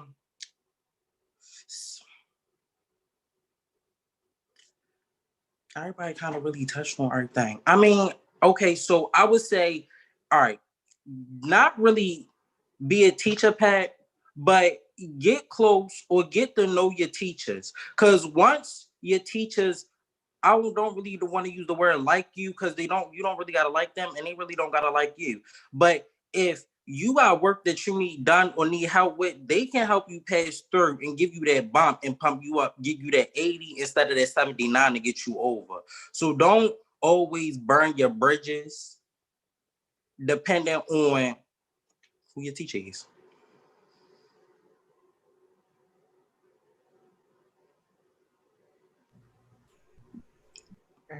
Go ahead. Me? Yes, quickly. My jewel would be to know yourself is to love yourself. So I would say kind of like what I was saying before, like surround yourself with good people, planning and stuff like that. So just remember who you are. Don't lose yourself like during the school year and stuff like that. Don't let yourself get too overwhelmed or anything like that. So yeah. All right, y'all. That was everybody, right? All right, great. All right. Thank y'all so much for coming on today and giving the junior and senior perspective. My jewel is don't be afraid to take that next step. It might be scary, but I mean, it's going to be good. It's going to be what you make it. All right, we out of here. Thank y'all. Yes, great session. Thank y'all so much. Hey, Manny, you came to a couple Thriving Thursdays, didn't you? You on mute? Keep forget I'm on this mute. Yeah, I had came because I came with Elder. Yeah. So then you shouldn't have been late to the session. You know better then. My fault. I ain't gonna lie. I kind of like woke up No late. excuses, y'all. No No excuses. You a leader excuses. now. You a leader now. Because I looked at your face. I was like, hold up. It was taking everything in me to hold this in this whole session. You know better. My fault. Well, good job today, though. Thank you, King Cord. Thank you, Lamar. Thank you, Manny. Thank you, Journal J. Thank you, Taylor. Thank you, Chaos Smoothies. Miss Money Ma, I see you tomorrow. Tomorrow, see you. See y'all. Tomorrow. See y'all. I see y'all later. See ya. See See y'all. y'all. See y'all. Y'all had a great, great session, y'all. Thank y'all so much. Y'all appreciate everything that you guys are doing this week, especially our new Heartbeats for stepping up, y'all. Victory, thank you, thank you, thank you. Reality, a new Heartbeat too, yo. Thank you, thank you, thank you, yo. It's always good to see the new Heartbeats come up. Hey, that's it. This all we got left. This all we got left. So, yo, take advantage of these last few days that we have. Somebody come out of your shells. Do what you got to do. These things prepare you for bigger and better stages, y'all. And I know y'all on your way to bigger and better things. Somebody tell Amaya and Kamaya, be on here. Give us our little verse. What? Before Miss Caitlin's session? Something like that? Y'all want to do that? Or after Miss Caitlin's session? Something like that. Hey, Charles, ain't no put them fingers down. Y'all already know what it is. Look, go ahead, take your break, take your lunch. We'll see y'all back here at 2:00. Thank you, Trent. You got me on that. Trent, you the manager. You manage this situation, yo. Get them on here, yo. Matter of fact, just to make sure that we got enough time, we're going to do it after Miss Caitlin's session. So you get them on here. You that manager. I see y'all back here at 2:00.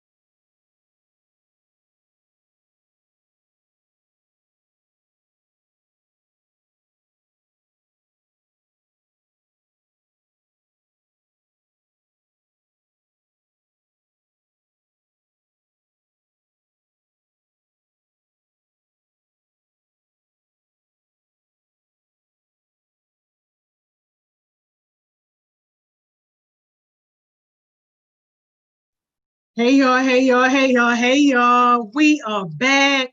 We are back. Yo, I hope somebody had a good break. I hope somebody had a good lunch. Yo, shout out to Mr. Tony's team. I spent the lunch break talking to his team, young people, about youth leadership and youth entrepreneurship. So if any of y'all decided to join this live, you're welcome, y'all family now.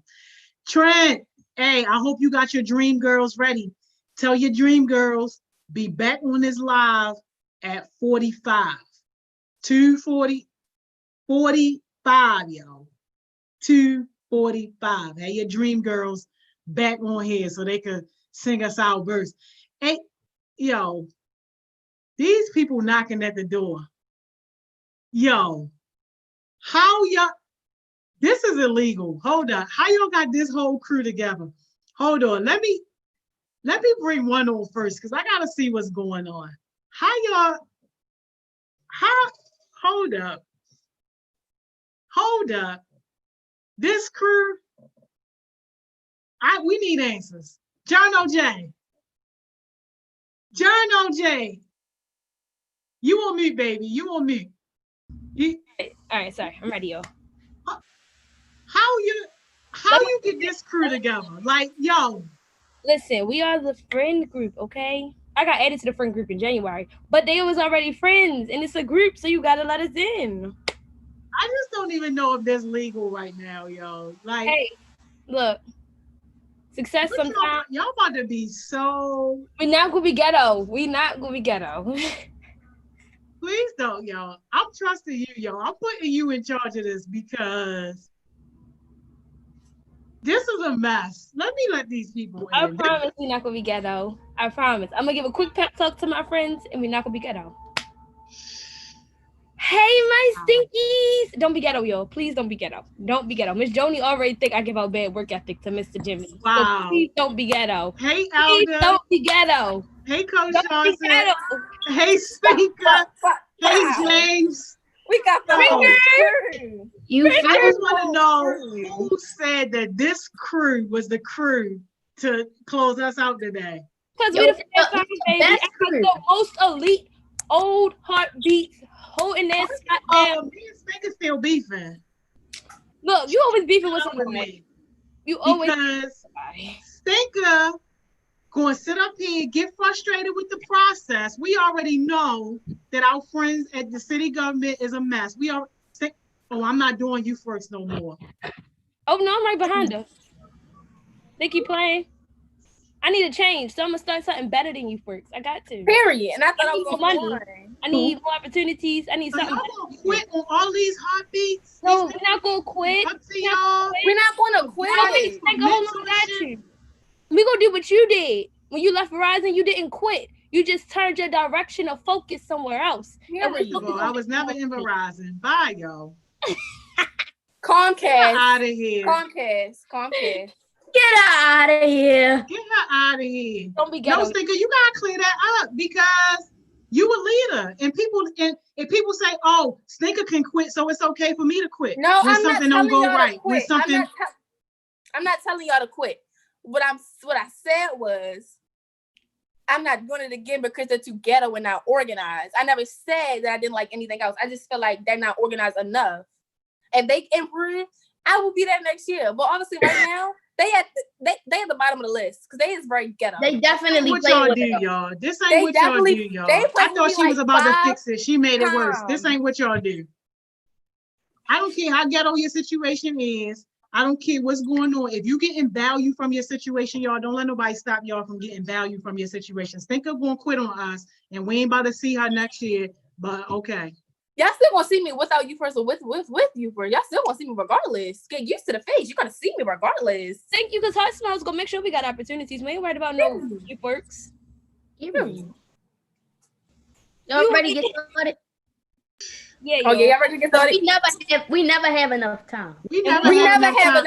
And I need y'all to be finished at 45 because we got the Dream Girls coming on. They really gonna sing this time, or you can't? Because we could just have Young Elder repeat a rap. I hope they do something. You know, Elder ain't rapping. When the last time she rapped something? Elder is still a rapper, yo. She just had how? She ain't had no teeth. She couldn't talk. That's not our fault. She said repeat a rap.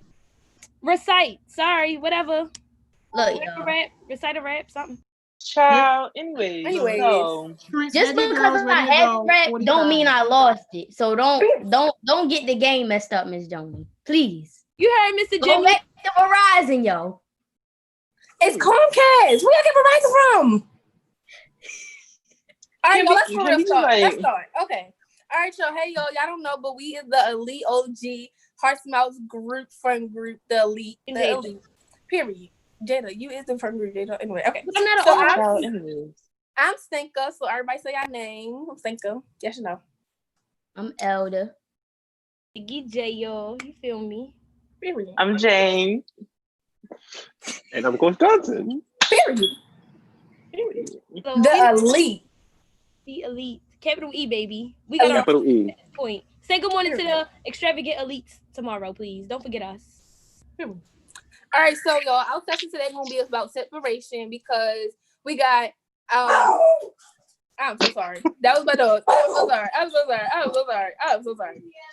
I'm gonna cover for six with our dog. So today we are doing a topic about separation anxiety because me, James, Shalal, and Elder will be leaving Stinker to go off to college. Now all of us will be in Baltimore City, but we will be Audi 5000 to the girls, the top group now because we grown. I'm not being in Baltimore City. I'm gonna be in North Carolina. I said we not all leaving Baltimore City. You and James are leaving. Sorry, y'all. Go ahead, I'm James. not going nowhere. Goodbye. James going to 95. He going to I-95. Yeah, I'm going out Owensville, so I'm not really That's going still far, not the point, but y'all. Stinker don't live in Owensville. She live in Towson. That's not But that's close like- enough for her. That's like Stop 15 telling me minutes. where I live at, please. Girl, they don't want to pull up on you. They scared of your dogs. Go ahead. Please. Please. Go get me caught up.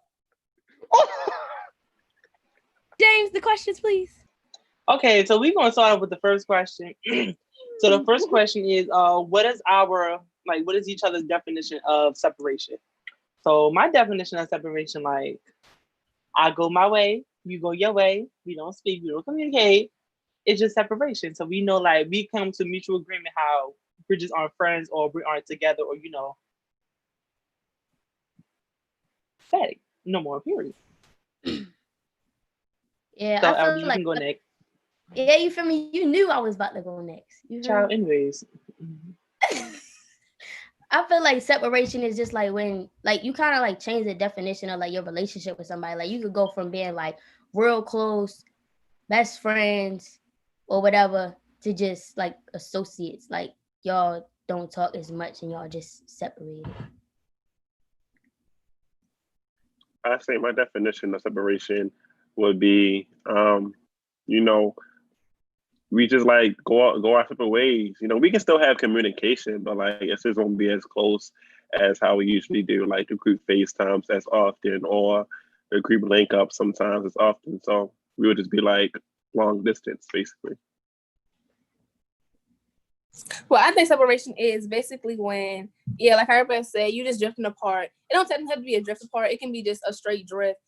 I feel like you're drifting apart because like a person is starting a new life or anything, but it's always positive in my end. It's always positive. It's not always negative. It's not like you did something wrong to me. I just feel like we need to drift apart because our personalities and our mindset right now is not in the right same place. Yeah. My definition of separation kind of shadows what everybody just said, except for sometimes, like Sticker said, when you separate from somebody, it doesn't always have to be, negative, just because, y'all may be changing mindset, so you may be growing, going to different places, stuff like that. But I definitely think that separation is also when you yourself started to detach yourself from things that was either too negative for you or something you couldn't handle at the moment that you need to grow for. That was a good one. I should have said that. You always trying to. Go ahead, James. Wait, Miss Johnny, what's the definition of separation? Cut. Okay. All right. Okay. All right. Block and delete. Central cut. Delete. Y'all get it.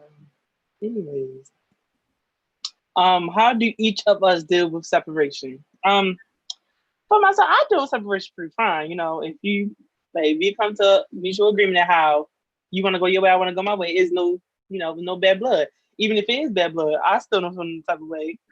I'm gonna leave regardless. So I don't know about you, but I gotta skedaddle.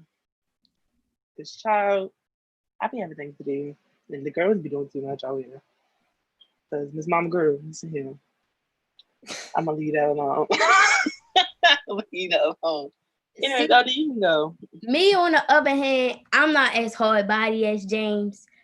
Like my feelings get hurt. You feel what I'm saying? Like if I have like a real close friend, we fall out and we end up like, even if it's not like a relationship, like we just best friends and we fall out and we don't talk no more, I'ma be hurt. Like, cause we hung out all, like we talk all the time. Like when you friends with somebody and you build a relationship with somebody and then they disappear, it just be like, dang, like that sucks. I mean, of course, like if you make me mad, I'm not gonna be stuck on it. But if I actually cared about the friendship or the relationship, I'm gonna be hurt.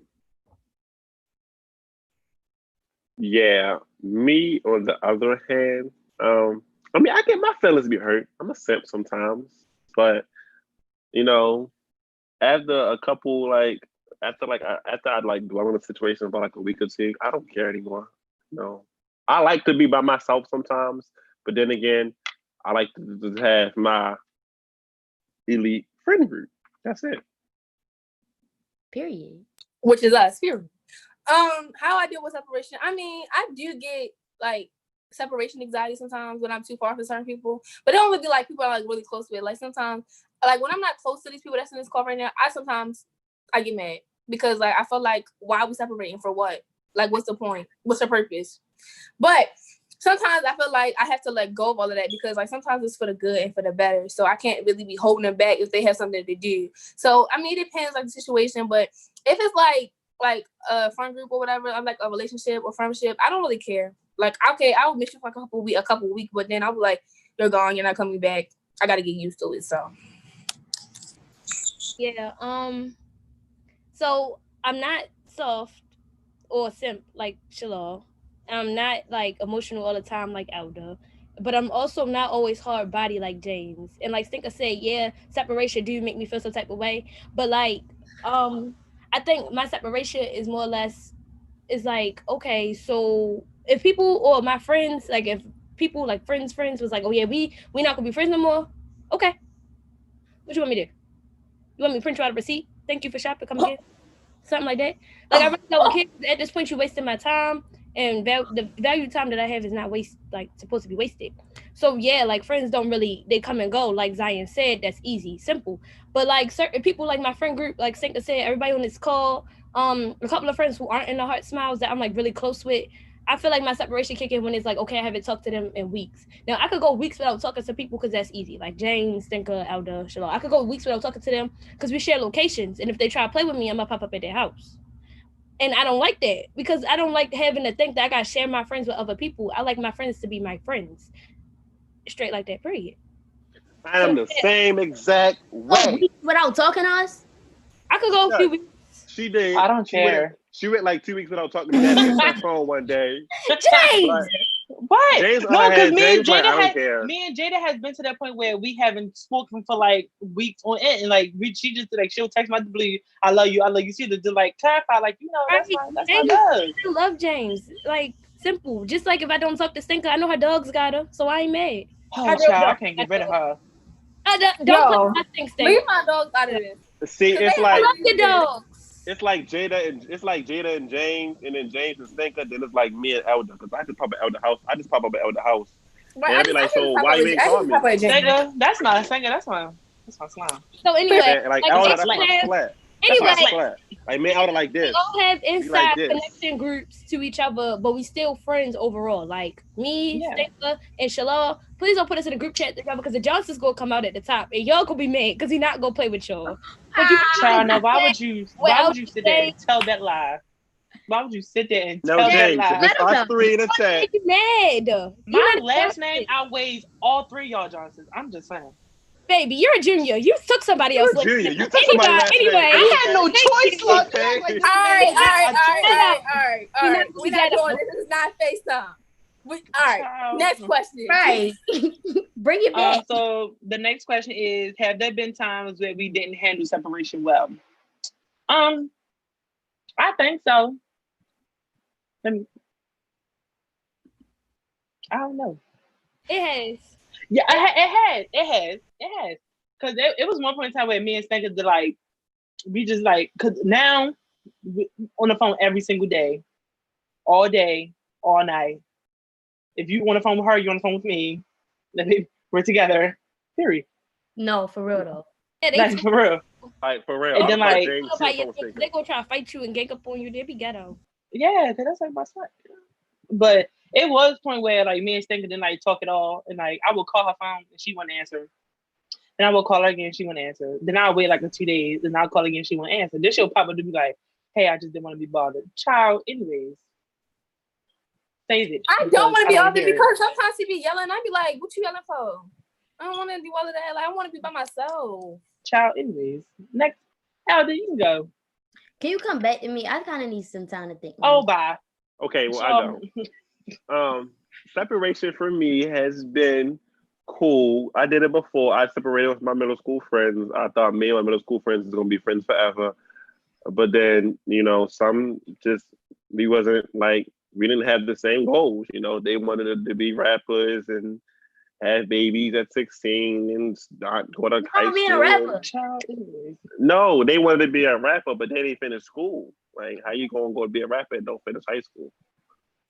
So like, yeah. You said what? Nothing. Okay. Miss Mom Girls. Miss Tola Girls. I mean, No. I'm going to keep it cute when it's live, but wait till we get off. I'm going to keep it cute. but no, for real, like I said, yeah, I separated my middle school friends, and I took that pretty fine. I really didn't care. Well, for me, I mean, how do I deal with separation? Usually, like, I just try to take that person off my mind in general, like, just completely away from my, like, I won't follow one, block from all of that. Then sometimes I'll be like, okay, I kind of miss that person. Then again, I'm like, no, you can't go back. You can't be a sucker. So you got to stick it up. So you got to leave and do what you got to do. But sometimes I do cry, but it depends on certain people. Certain people I do cry. Like, if it's going to be somebody in this group, I will cry. But, like, if it's somebody on, like, I don't know, I'm not going, I don't really care. Like, that's just, like, people come and go. Okay, so we should listen to Stinker when it comes to bottling up your feelings. You have to face your emotions. True. But with my separation, I won't block nobody if we didn't end on bad terms. Like if me and the person's like, okay, well, I just feel like we growing apart. Okay, cool. I'm not gonna block you. You can still text me, hey, what's up? Hey, what's up? Check in. Make sure you good, stuff like that. But if we have an argument and that leads to us no longer being friends, then I have lost all respect for you, because no friendship or relationship should be able to be broken that easily. Now, if we close and we argue or whatever and we stop talking, I'm deleting all your pictures and that's it on my gallery. Because then I'm tired of seeing you, but I'm not gonna be bitter, because at the end of the day, you gotta learn that you gotta grow past what you feel sometimes. Like, your feelings can't control everything you do. So yeah, but I definitely don't do anxiety well, and I think I feel best because I know that at least all of my friends, except for Shalon James, got my clothes. Stinker, Elder, everybody. Something in my closet belongs. First of all, no, don't say it like that. They was comfortable, so you wasn't gonna get them back. First of all, I definitely got a jacket at your house, but you got my do-rag too. So your socks that I have on right now. And I ain't got nothing. James, you got my okay. But that's what makes me feel better, to know that all my friends got something that I had before. Even though it's not like I gave it to them and it was like, oh, I don't want it no more. To know that I could go to that house and be like, oh, I know that, that's mine, or something like that. Like, we all connect that way by sharing something from each other. Elder is just all my things that got destroyed by her dog. Everybody else got something. Not Bella. All right, let's leave Bella out of this. But not the 3 pair of jeans and the socks. Okay, like I was saying, I think one example, like, where I had to like handle separation for real, like when Corona first started, I only had one friend at my school, and her name was Tiana, and that was my only friend. And then once like we couldn't see each other anymore, I was like, dang, like, it's not like we ended on bad terms. It was just like, right. It's just like it was the type of relationship where like you talk when you see each other. Like, we didn't text. Y'all had a school relationship. Yeah, no, it's a friendship. It's just like we don't like get on the associate stuff. Yeah, associates. There we go. No, yo, I think they just have different life spheres. The school is the only thing that connected them, so they had to hang out with each other. So y'all were school friends? but they built a relationship that made. That's what I outside just school. said, But right? they made a relationship. I never said any of this. So y'all was outside in school, but not friends. Yo. All right, I got it. Have you seen her since school closed? Can I finish? They don't even wear uniform at Forest Park. Of course, she's seen outside of school clothes. You say after school clothes, have you seen not her school since- clothes. Oh. Sorry. Can I finish? Oh, is that mine? Oh, wait, sorry. Let me put my laptop on. Do not disturb my bed. Okay. I'm sorry. Like I was saying, it was hard at first because it was like I would look at all pictures and I'd be like, dang, like I didn't even realize like I haven't seen this person in forever. And it kind of made me sad. But I mean, we text now that it's over, like school's over. But yeah, that's it. That's my friend. Not my associate. Child, we're your friends. Anyway, next question. Thank you. And then the last question, well, not the last question, we can elaborate more, but what do we do when others can't handle separation from us? I don't do anything. I just be like, well, I do. I do.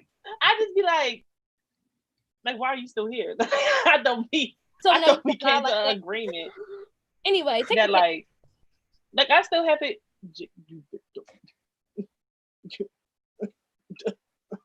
I'm Child, anyways.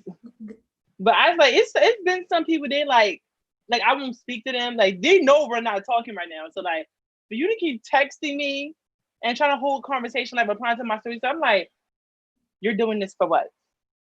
You're doing this for what?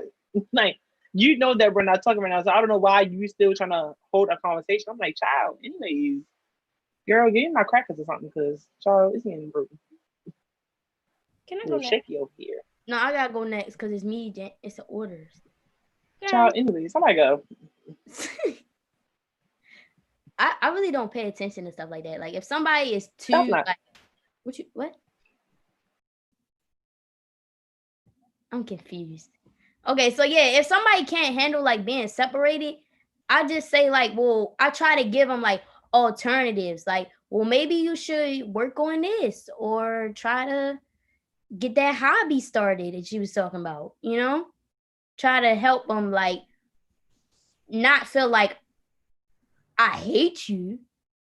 It's just we just not like besties, you know. Yo, Yeah. James is dying laughing right now. Yeah. Basically, I guess no, I don't agree with James.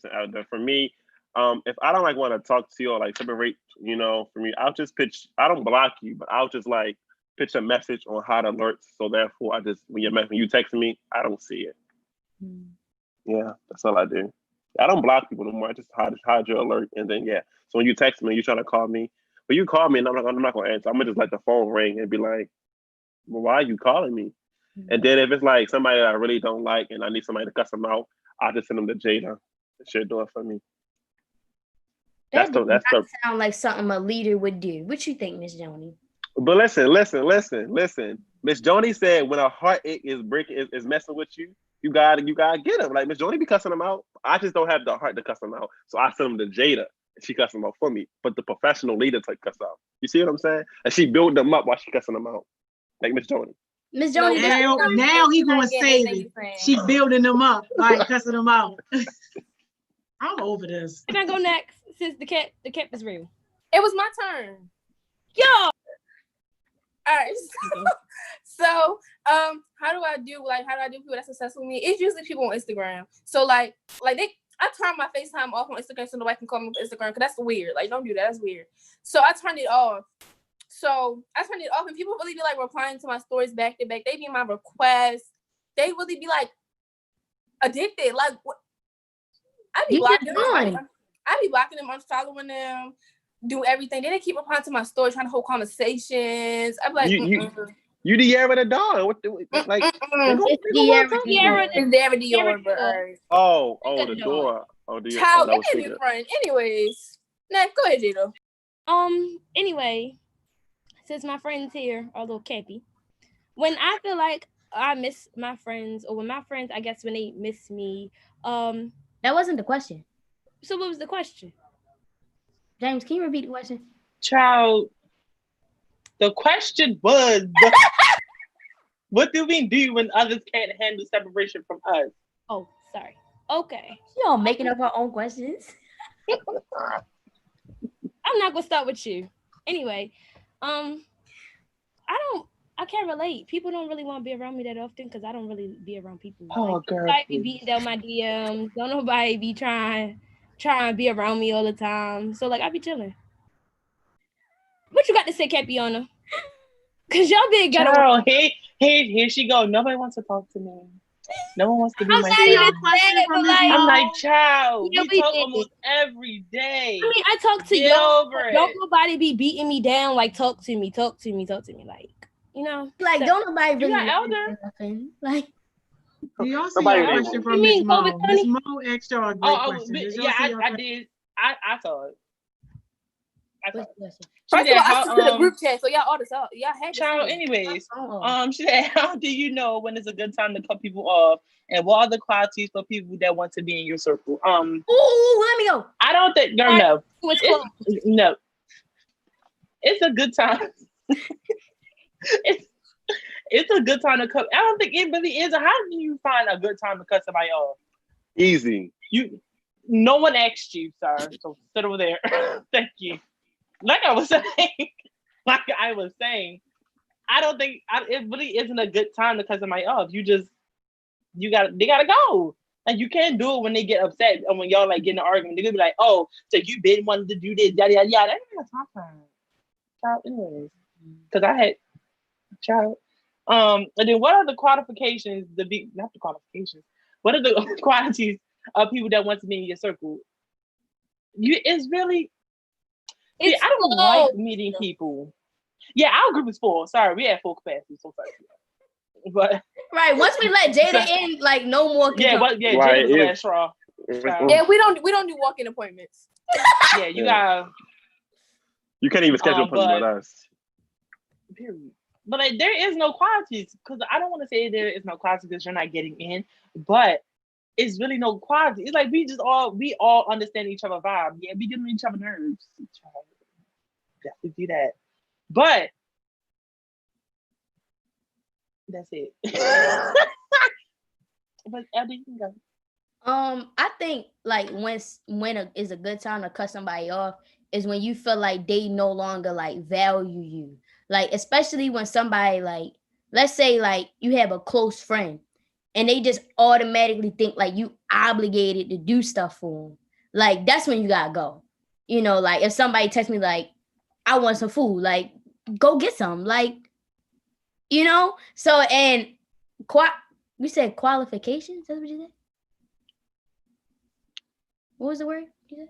Qualities. Qualities. Oh, okay. That's that Forest Park right there.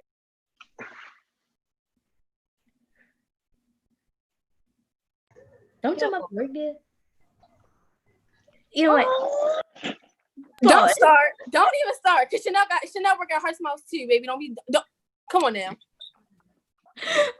Good quality. Good qualities to be a friend. I feel like is when you know, like you know without a doubt that person gonna have your back without them having to say it. Like if we go out and we go to get something to eat and you like, yo, you know, I just don't got it right now. If I can get you the food, knowing if I don't have my wallet or something, you gonna get me, you can be my friend. And who did you learn that from? Yeah, because we didn't teach you. Hold up. Pause. I told her that. Don't you lie. Don't you lie. What was this? Don't do this. I told her that. Thank you. Give me my credit. I mean, she do it for we do it for me and her do it for each other. But me and her do it for each other. Right. So right. I told all my friends, but she didn't believe that at first. Don't even say it like that because you don't be nowhere with us that all the time that we need to do that. That's true. Yeah, because I be in the house. When y'all put your friend out there to make new friends, she obviously ain't show that friend quality at first. Oh, child, I'm gonna go back on. All right. Anyway, my turn. So, anyways, let me go back to the question because y'all was too good. I didn't forgot the question. All right. How do we know when it's time to good? Y'all know what I mean. How do we know what's a good time to cut people off? I think, like I would say, when I have no positive, like it's no positive coming out your mouth or anything, like you're not benefiting me. So I just feel like it's just no point of you being in my life as a friendship. And what are the good qualities of people that know you want to be in your friend group? Positive mindset, please, because I don't like that negativity. I don't do negativity.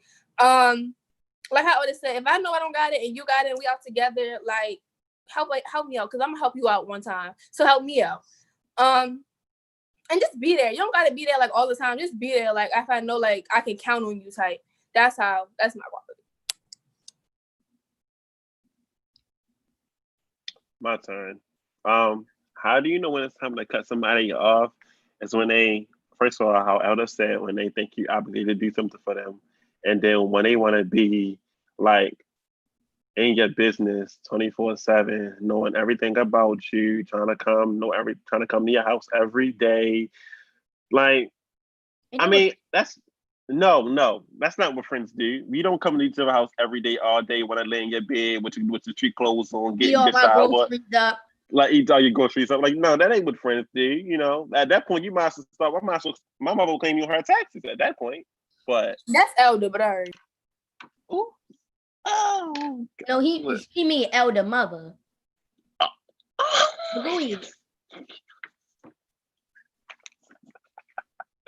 Anyway, that's for that one. And how do you know? Like the second question was what quantities you said?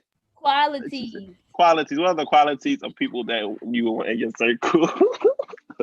It's not funny, Elder. What are the qualities of people that you want in your circle? Like we said, the friend group is the full, but if you realize everybody in this group has a business or has something going good for themselves, so you're not making money and being a leader and doing what we doing, you can't be a part of us. Period. For real though, you gotta have something. Because that happened most of we all together. Like sometimes like we get all together sometimes, and then like they be like they ask us something. I don't mind getting it. That's nothing. And then it was one point. Stinker was like, James, just stop, just stop. I'm like, stop what shit? Just stop spending your money. Just stop. I'm like.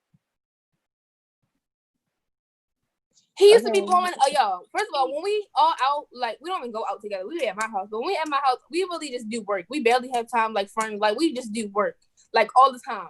And then we go get something to eat. Here go James blowing the bag. We don't need that. We all got our own money. We all can put it. We can all help. No, like what y'all like? He all like, oh, y'all want some drink? Oh, let me go. So what? You want that? I got you. Anyway. But I'm just making sure like all my friends, I mean, I gladly put my stuff on the counter, but I'm just saying.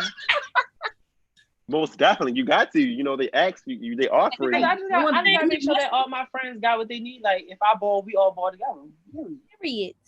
Anyway, I think that you would know when it's time for you to cut someone off when you feel like you are forcing a relationship with somebody. Because the last thing you want to do is try to put yourself in somebody else's schedule if they already ain't got no space. Also, if you feel like you try to get them to talk to you all the time, that's pretty sure a sign that you should stop talking to them. Stop hitting them up. Like James and Shalot said earlier about people always beating their DMs down. Like Stinker said about blocking people. If you get blocked, you should have known that you should have left them alone a minute ago. One. About the qualities for the friendship. Well, when you make your own friend groups, because this one is full, make sure that you pick people that you know that you're going to be able to establish with and build with and learn and grow with all at the same time. That's that. And about Shalal and James and Elders thinking all of us linking together and James spinning a bag. I always go to James when James be like, hey, Jada, I ordered you something. I'll be like, yeah, put me on your taxes next year because I'm on my way to pick up my stuff. Thank you. But I can't say that only for James, because just the way James do stuff for me all the time, Elder do too, Stinker do too, all do too. Like all of them always helping me in different ways. Like I always got a connect for something, no matter what it is. And yeah, I think that's also what makes a friend group good, when you all bring something to the table. And sometimes it don't even have to be money. Like if I did hair, Stinker probably be like, oh Jada, just come on. You ain't got no hair, no money. I don't pay you for my hairstyles, you don't gotta pay for your stuff. Simple. like stuff like that, because we all help each other out and we don't want to see each other not eat because we all sitting at the same table and we having dinner together. Simple. So yeah. Oh, and that conversation is that bag, baby. So please don't sit at our table. No broke bums with us. 200 occasion, I gotta. baby, too. I have a question. It's a question. Okay. Okay, what is it? Somebody said, have you ever dealt with a long distance relationship and how did you cope with it? No. No. Put your hand down. Yours don't count. That was imaginary. Can I? First of all, let me tell y'all. First of all, Listen, let me tell y'all. hold, wait. Not like a boyfriend and girlfriend relationship. Talking about like a friendship relationship all together. No. See, told you, stinker. Yours don't count. Okay.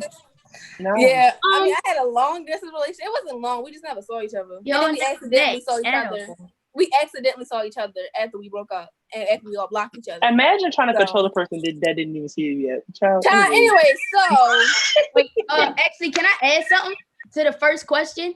yeah, to the first question, not to my situation. I wasn't going to speak on your situation and your You got enough in the pot. Okay. I feel like when you feel like you gotta change yourself to be around somebody, that's when you gotta cut them off. Like I remember, like I had found myself trying to be somebody different, hanging around like different people, and then I was like, "This not even me. Like I'm not even like this." And I'm just like, "Yeah, nah, you can't be my friend no more." Because when I hang out with my actual friends, I'm just like, I can be my normal crazy self. When I feel like I gotta tone it down, you can't be my friend. I mean, don't like go overboard because we will tell you calm down. No. Yeah. We know. Don't say, "Oh, like we need a FaceTime group chat after this." I don't think y'all want that. Y'all don't want that. I'm with this sorry, group. my number is not up for sale, sweetheart. My phone. I get 200 on occasion. I need 200 a number. I don't You know. want my I number, was giving you 200. my number. We Yeah, can 200 FaceTime. occasion. 200 occasion. Oh, y'all rude. So I'm playing. Just It's a like joke. wait on all of you. For real. Like for real, y'all. Oh, shut up. Lorally, y'all. Mind your business. Lorally, y'all. You doing too much, y'all. Lorally, y'all. All right. Really then. About the group FaceTime and the 200 a number. We can do a group FaceTime. I don't know. But I seen this girl post on her story. She paying $20. You gotta pay her $20 to get her close friends. And at first I thought like she was charging people to really get her close friends, but she started a business. And instead of making an OnlyFans, she put her webinars or her tips and techniques on her close friends. See, but I was really Somebody thinking could just charging people screenshot for it though. close friends. They could just screenshot it. That's cheating. I hope somebody do because I need somebody to slide on. Girl, you can go on YouTube to get that for free. Anyways. Yeah. So Nothing but the basically truth. today, our talk was about separation anxiety because all of us will be soon going up different paths, but still having a close bond and friendship because I will pop up at y'all colleges and Stinker's house. I love y'all. You all like colleges. You gonna pop out at our house too? Yeah, she up the street from my school. I'm catching a bus anytime I get a chance. Hello? Where my homies at? Yeah, so long. Oh, but y'all don't forget I need my plane ticket. I'm on my way. I ain't say all that. You all like plane ticket. You can get on Maybe the I'm plane. speaking for you. That's I'm on the train, Stinker. Thanks. That's a 4 hour. That's a 4 hour train ride. Okay. Okay, with us it's gonna be 30 minutes. I mean, you come along. Come along. You all like with us, it's gonna be 30 minutes. Hold on, do you got a room to yourself or do you have a roommate? Yeah, you know he got a No. roommate. He a freshman. No, COVID, we get by ourselves now. Oh, no way! Come along, Period, honey. Come along, Period. okay? It's just me and my homegirls, you know. Child, You all anyways, like homegirls. We all the like only homegirl that's gonna be in my dorm is me and Stink already had that conversation. Oh, boy, so we just got excluded. Anyway, Shalom, we on our way. Child, anyways, I was on Come on. I'm confused on what's going on. Child, anyways, where the They green girls excluded us at? from So the this campus right dorm, here. so we going with Shalom. I see this bookshelf I built. Bye. I'm surprised they ain't fall yet. I thought so too. I thought she was just using books to hold it up. Anyway, Are we done here? Can we go to the next caller? Where's those dream girls? Yeah, I just said, where's the green girls at? Don't act like you don't love us. Oh, you said you want me to sing, right? I got you. Shalom, Dream girl. Miss Johnny, mute him now. Mute him, mute him, mute him, please. Shalom. No. Please stick to your athleticism. Dream girls, come to the door. We about to get their jewels so we can dissolve this ghetto-ness. Miss Joni, you are like this is a Queen pleasure Ghetto. to have us. Like Yes. this, like we usually talk you under the occasion. This We is are iconic, sweetheart. You this wanted a 4 for 1. 200. Wow, sorry. Four. Oh my God, you're so slow. Please come save me, dream girls. Hey, Miss Joni, how you gonna tell them to save you? But you've been with these same 4 hubbies for almost 4 or 5 years, and your heart. Right, yo, we held you down, yo. Right. But nobody even, yo. wait, We had hold your up. back, yo. Even with the lean and pizza, we still held it down in the ghetto school. Right. We still held it down. Damn, yo. With the HeartSmiles shoes and everything, yo. We was on West All that. Baltimore, yo. Right, be humble. New York be and humble. all. New York and Be all. humble, yo. I'll do that. Next So caller. my jewel is thank you. Thank you. My jewel is if I don't know. Separation is key. What? What? Right, like if you are in a space where neither of you feel comfortable, y'all just have to separate. It's not that it could be a relationship, friendship. It really doesn't matter because the more toxic it is, y'all gonna start like stuff just going just bottle up and it's gonna get worse than what it already is, sweetheart. So I think my jewel should be when you think it's time to not stop being. When you think it's time to stop being friends with somebody, just do it. Even though it might hurt, even though you might have to like rethink it or think maybe we should be friends. If it's not making you happy, cut them off. My jewel is if you gotta rethink about being friends with somebody, don't be friends with them. Why My you jewel- diploma around? My jewel is don't be mad at something that you can't control. And I'll go last. My jewel is roll through what you go through. I got that off of a journal that I've been writing in. And basically, like, if you have to separate from somebody, or if you and a person stop being friends, or what may have you, or anything that you go through, you must grow through it. If you just going through something and you ain't growing through it, you ain't changing, you ain't coming out as a different person, then I don't know. But yeah. Fat Five. Let them know, yo. And walk in, and now you have your dream girls at the door. One of them is from Team Carmen, Team Quarter of the Summer. What? So, give a nice round of And one of applause. them from Team Evan. Stop playing with them. Stop. But you're not ready for Team Carmen, though. Stop playing with them for real. Okay, but Okay, so I'm gonna leave. We I big love you all. baby. Bye. See Bye. y'all. Thank y'all so much. It's been a pleasure. I wasn't even finished. Bye. Love you guys. Bye. Wait, no, because what I'm not gonna do is play with Team Evan because we was actually singing, sweetie. See, yeah, we had y'all. Mine's can dance too, and she do See y'all. This was a beautiful session. All right, Bye, y'all, for real. y'all. Bye, y'all. Bye. Hey, yo. Oh, Bye, bye, y'all. Bye, y'all. See y'all. Bye. You said we actually said we had till 2:45. Yo, bye, We got yo. 2 minutes. Get them off of here. Fab Five, come get y'all crazy too, man. Yo, I have never, yo. Shout out to the Fab Five. Amaya, Hi, Miss Joni. what's up, man? Nothing at all. Yo, I had to cut their 2:45 short, yo. Why? You wasn't watching it? You must not I have been was watching. no, I was watching. It was ghetto. Oh, you couldn't have possibly been. If you I was. I just heard Stinker say, but they were arguing about Team Carmen and Team Evan. Look, I don't got on. Look, Listen. it is what it is.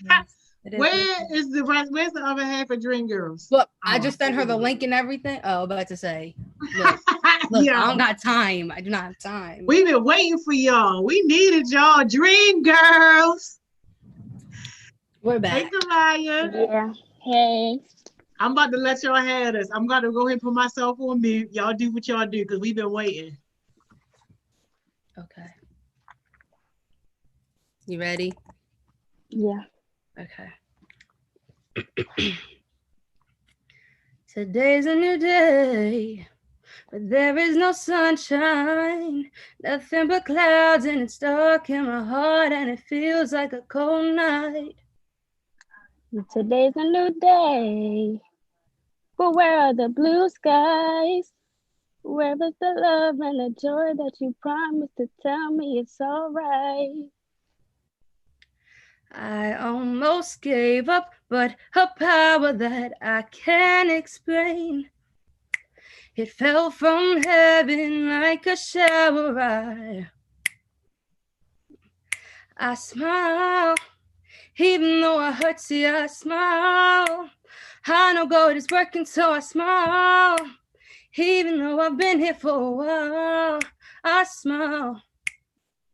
It's so hard to look up when you have been so down. Sure would hate to see you give up now. That's the for that now. That's it. We only do half of Okay. Yo, y'all did a great job. Kamaya, how you hiding that voice from the world? Your voice is beautiful. No, I just sing just a little bit. I don't really sing in front of people like that. Ain't no you can sing just a little bit. Well, you just sang in front of like almost 100 people. You did a great job. You getting love in the chat, y'all. Baby, don't let nobody tell you what you can't do. Don't minimize your talent. You got it. And I know you only gave us a small little piece of what you really can do. You got it. Thank you. Yo, and Amaya, you already know you kill it all the time. Amaya, this your project, yo. This is my okay. Get her right. Okay. Get her right. This your project, yo. Get her right. Get her right. Yes, yes, and yes. All right. Amaya gonna make sure you good, Kamaya. Thank y'all so much for blessing us. Thank you. All right, see y'all. Yo, what ain't not amazing? But look, you see how we just did that, right? You see how we just did that? We already know Amaya is great. We already knew Amaya was going to kill it, yo.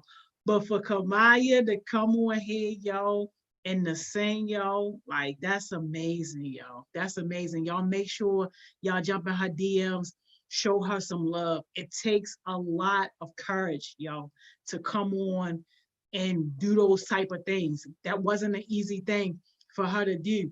And for everybody that's connected to Amaya, y'all make sure y'all hold Amaya accountable for her project, which is Kamaya. That's what we do. We build each other up, yo. We build each other up, man. If you ain't building somebody else, you're doing it wrong.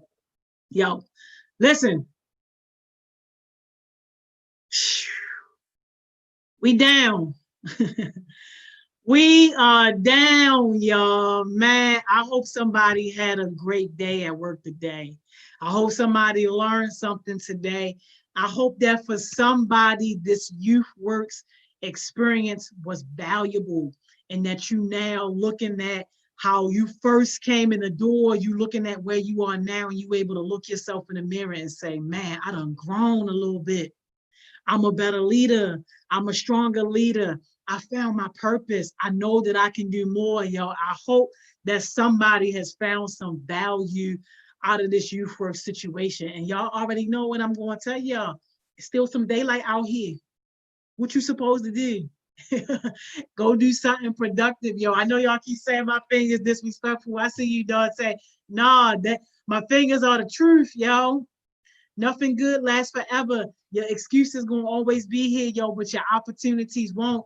Y'all make sure y'all connect with Chaos Smoothie. She said our voice tonight at 7 o'clock, yo. Make sure y'all do that. This should not be ending your day, yo. This should be starting your day. If you have a business, go work on your business. You got goals, go work on your goals. You got something that you want to do, yo, go work on that. You supposed to be getting your day started, and you already know, yo. Success sessions, this is where you start, yo. This is where you want to be successful. This is where you start. You want to be connected to other success-minded young people and adults, yo. This is where you start. Y'all know what Chaos Smoothies be saying? Dante be on the backup, yo, the cosign. You don't want to be a broke bum. Yo, this is where you start, y'all. I see y'all what? Tomorrow, 10 o'clock, 9:55 or something like that. Y'all make sure y'all connect with Cam so y'all can be on Our Voice tonight. All right, man. I see y'all tomorrow. Enjoy the rest of your day.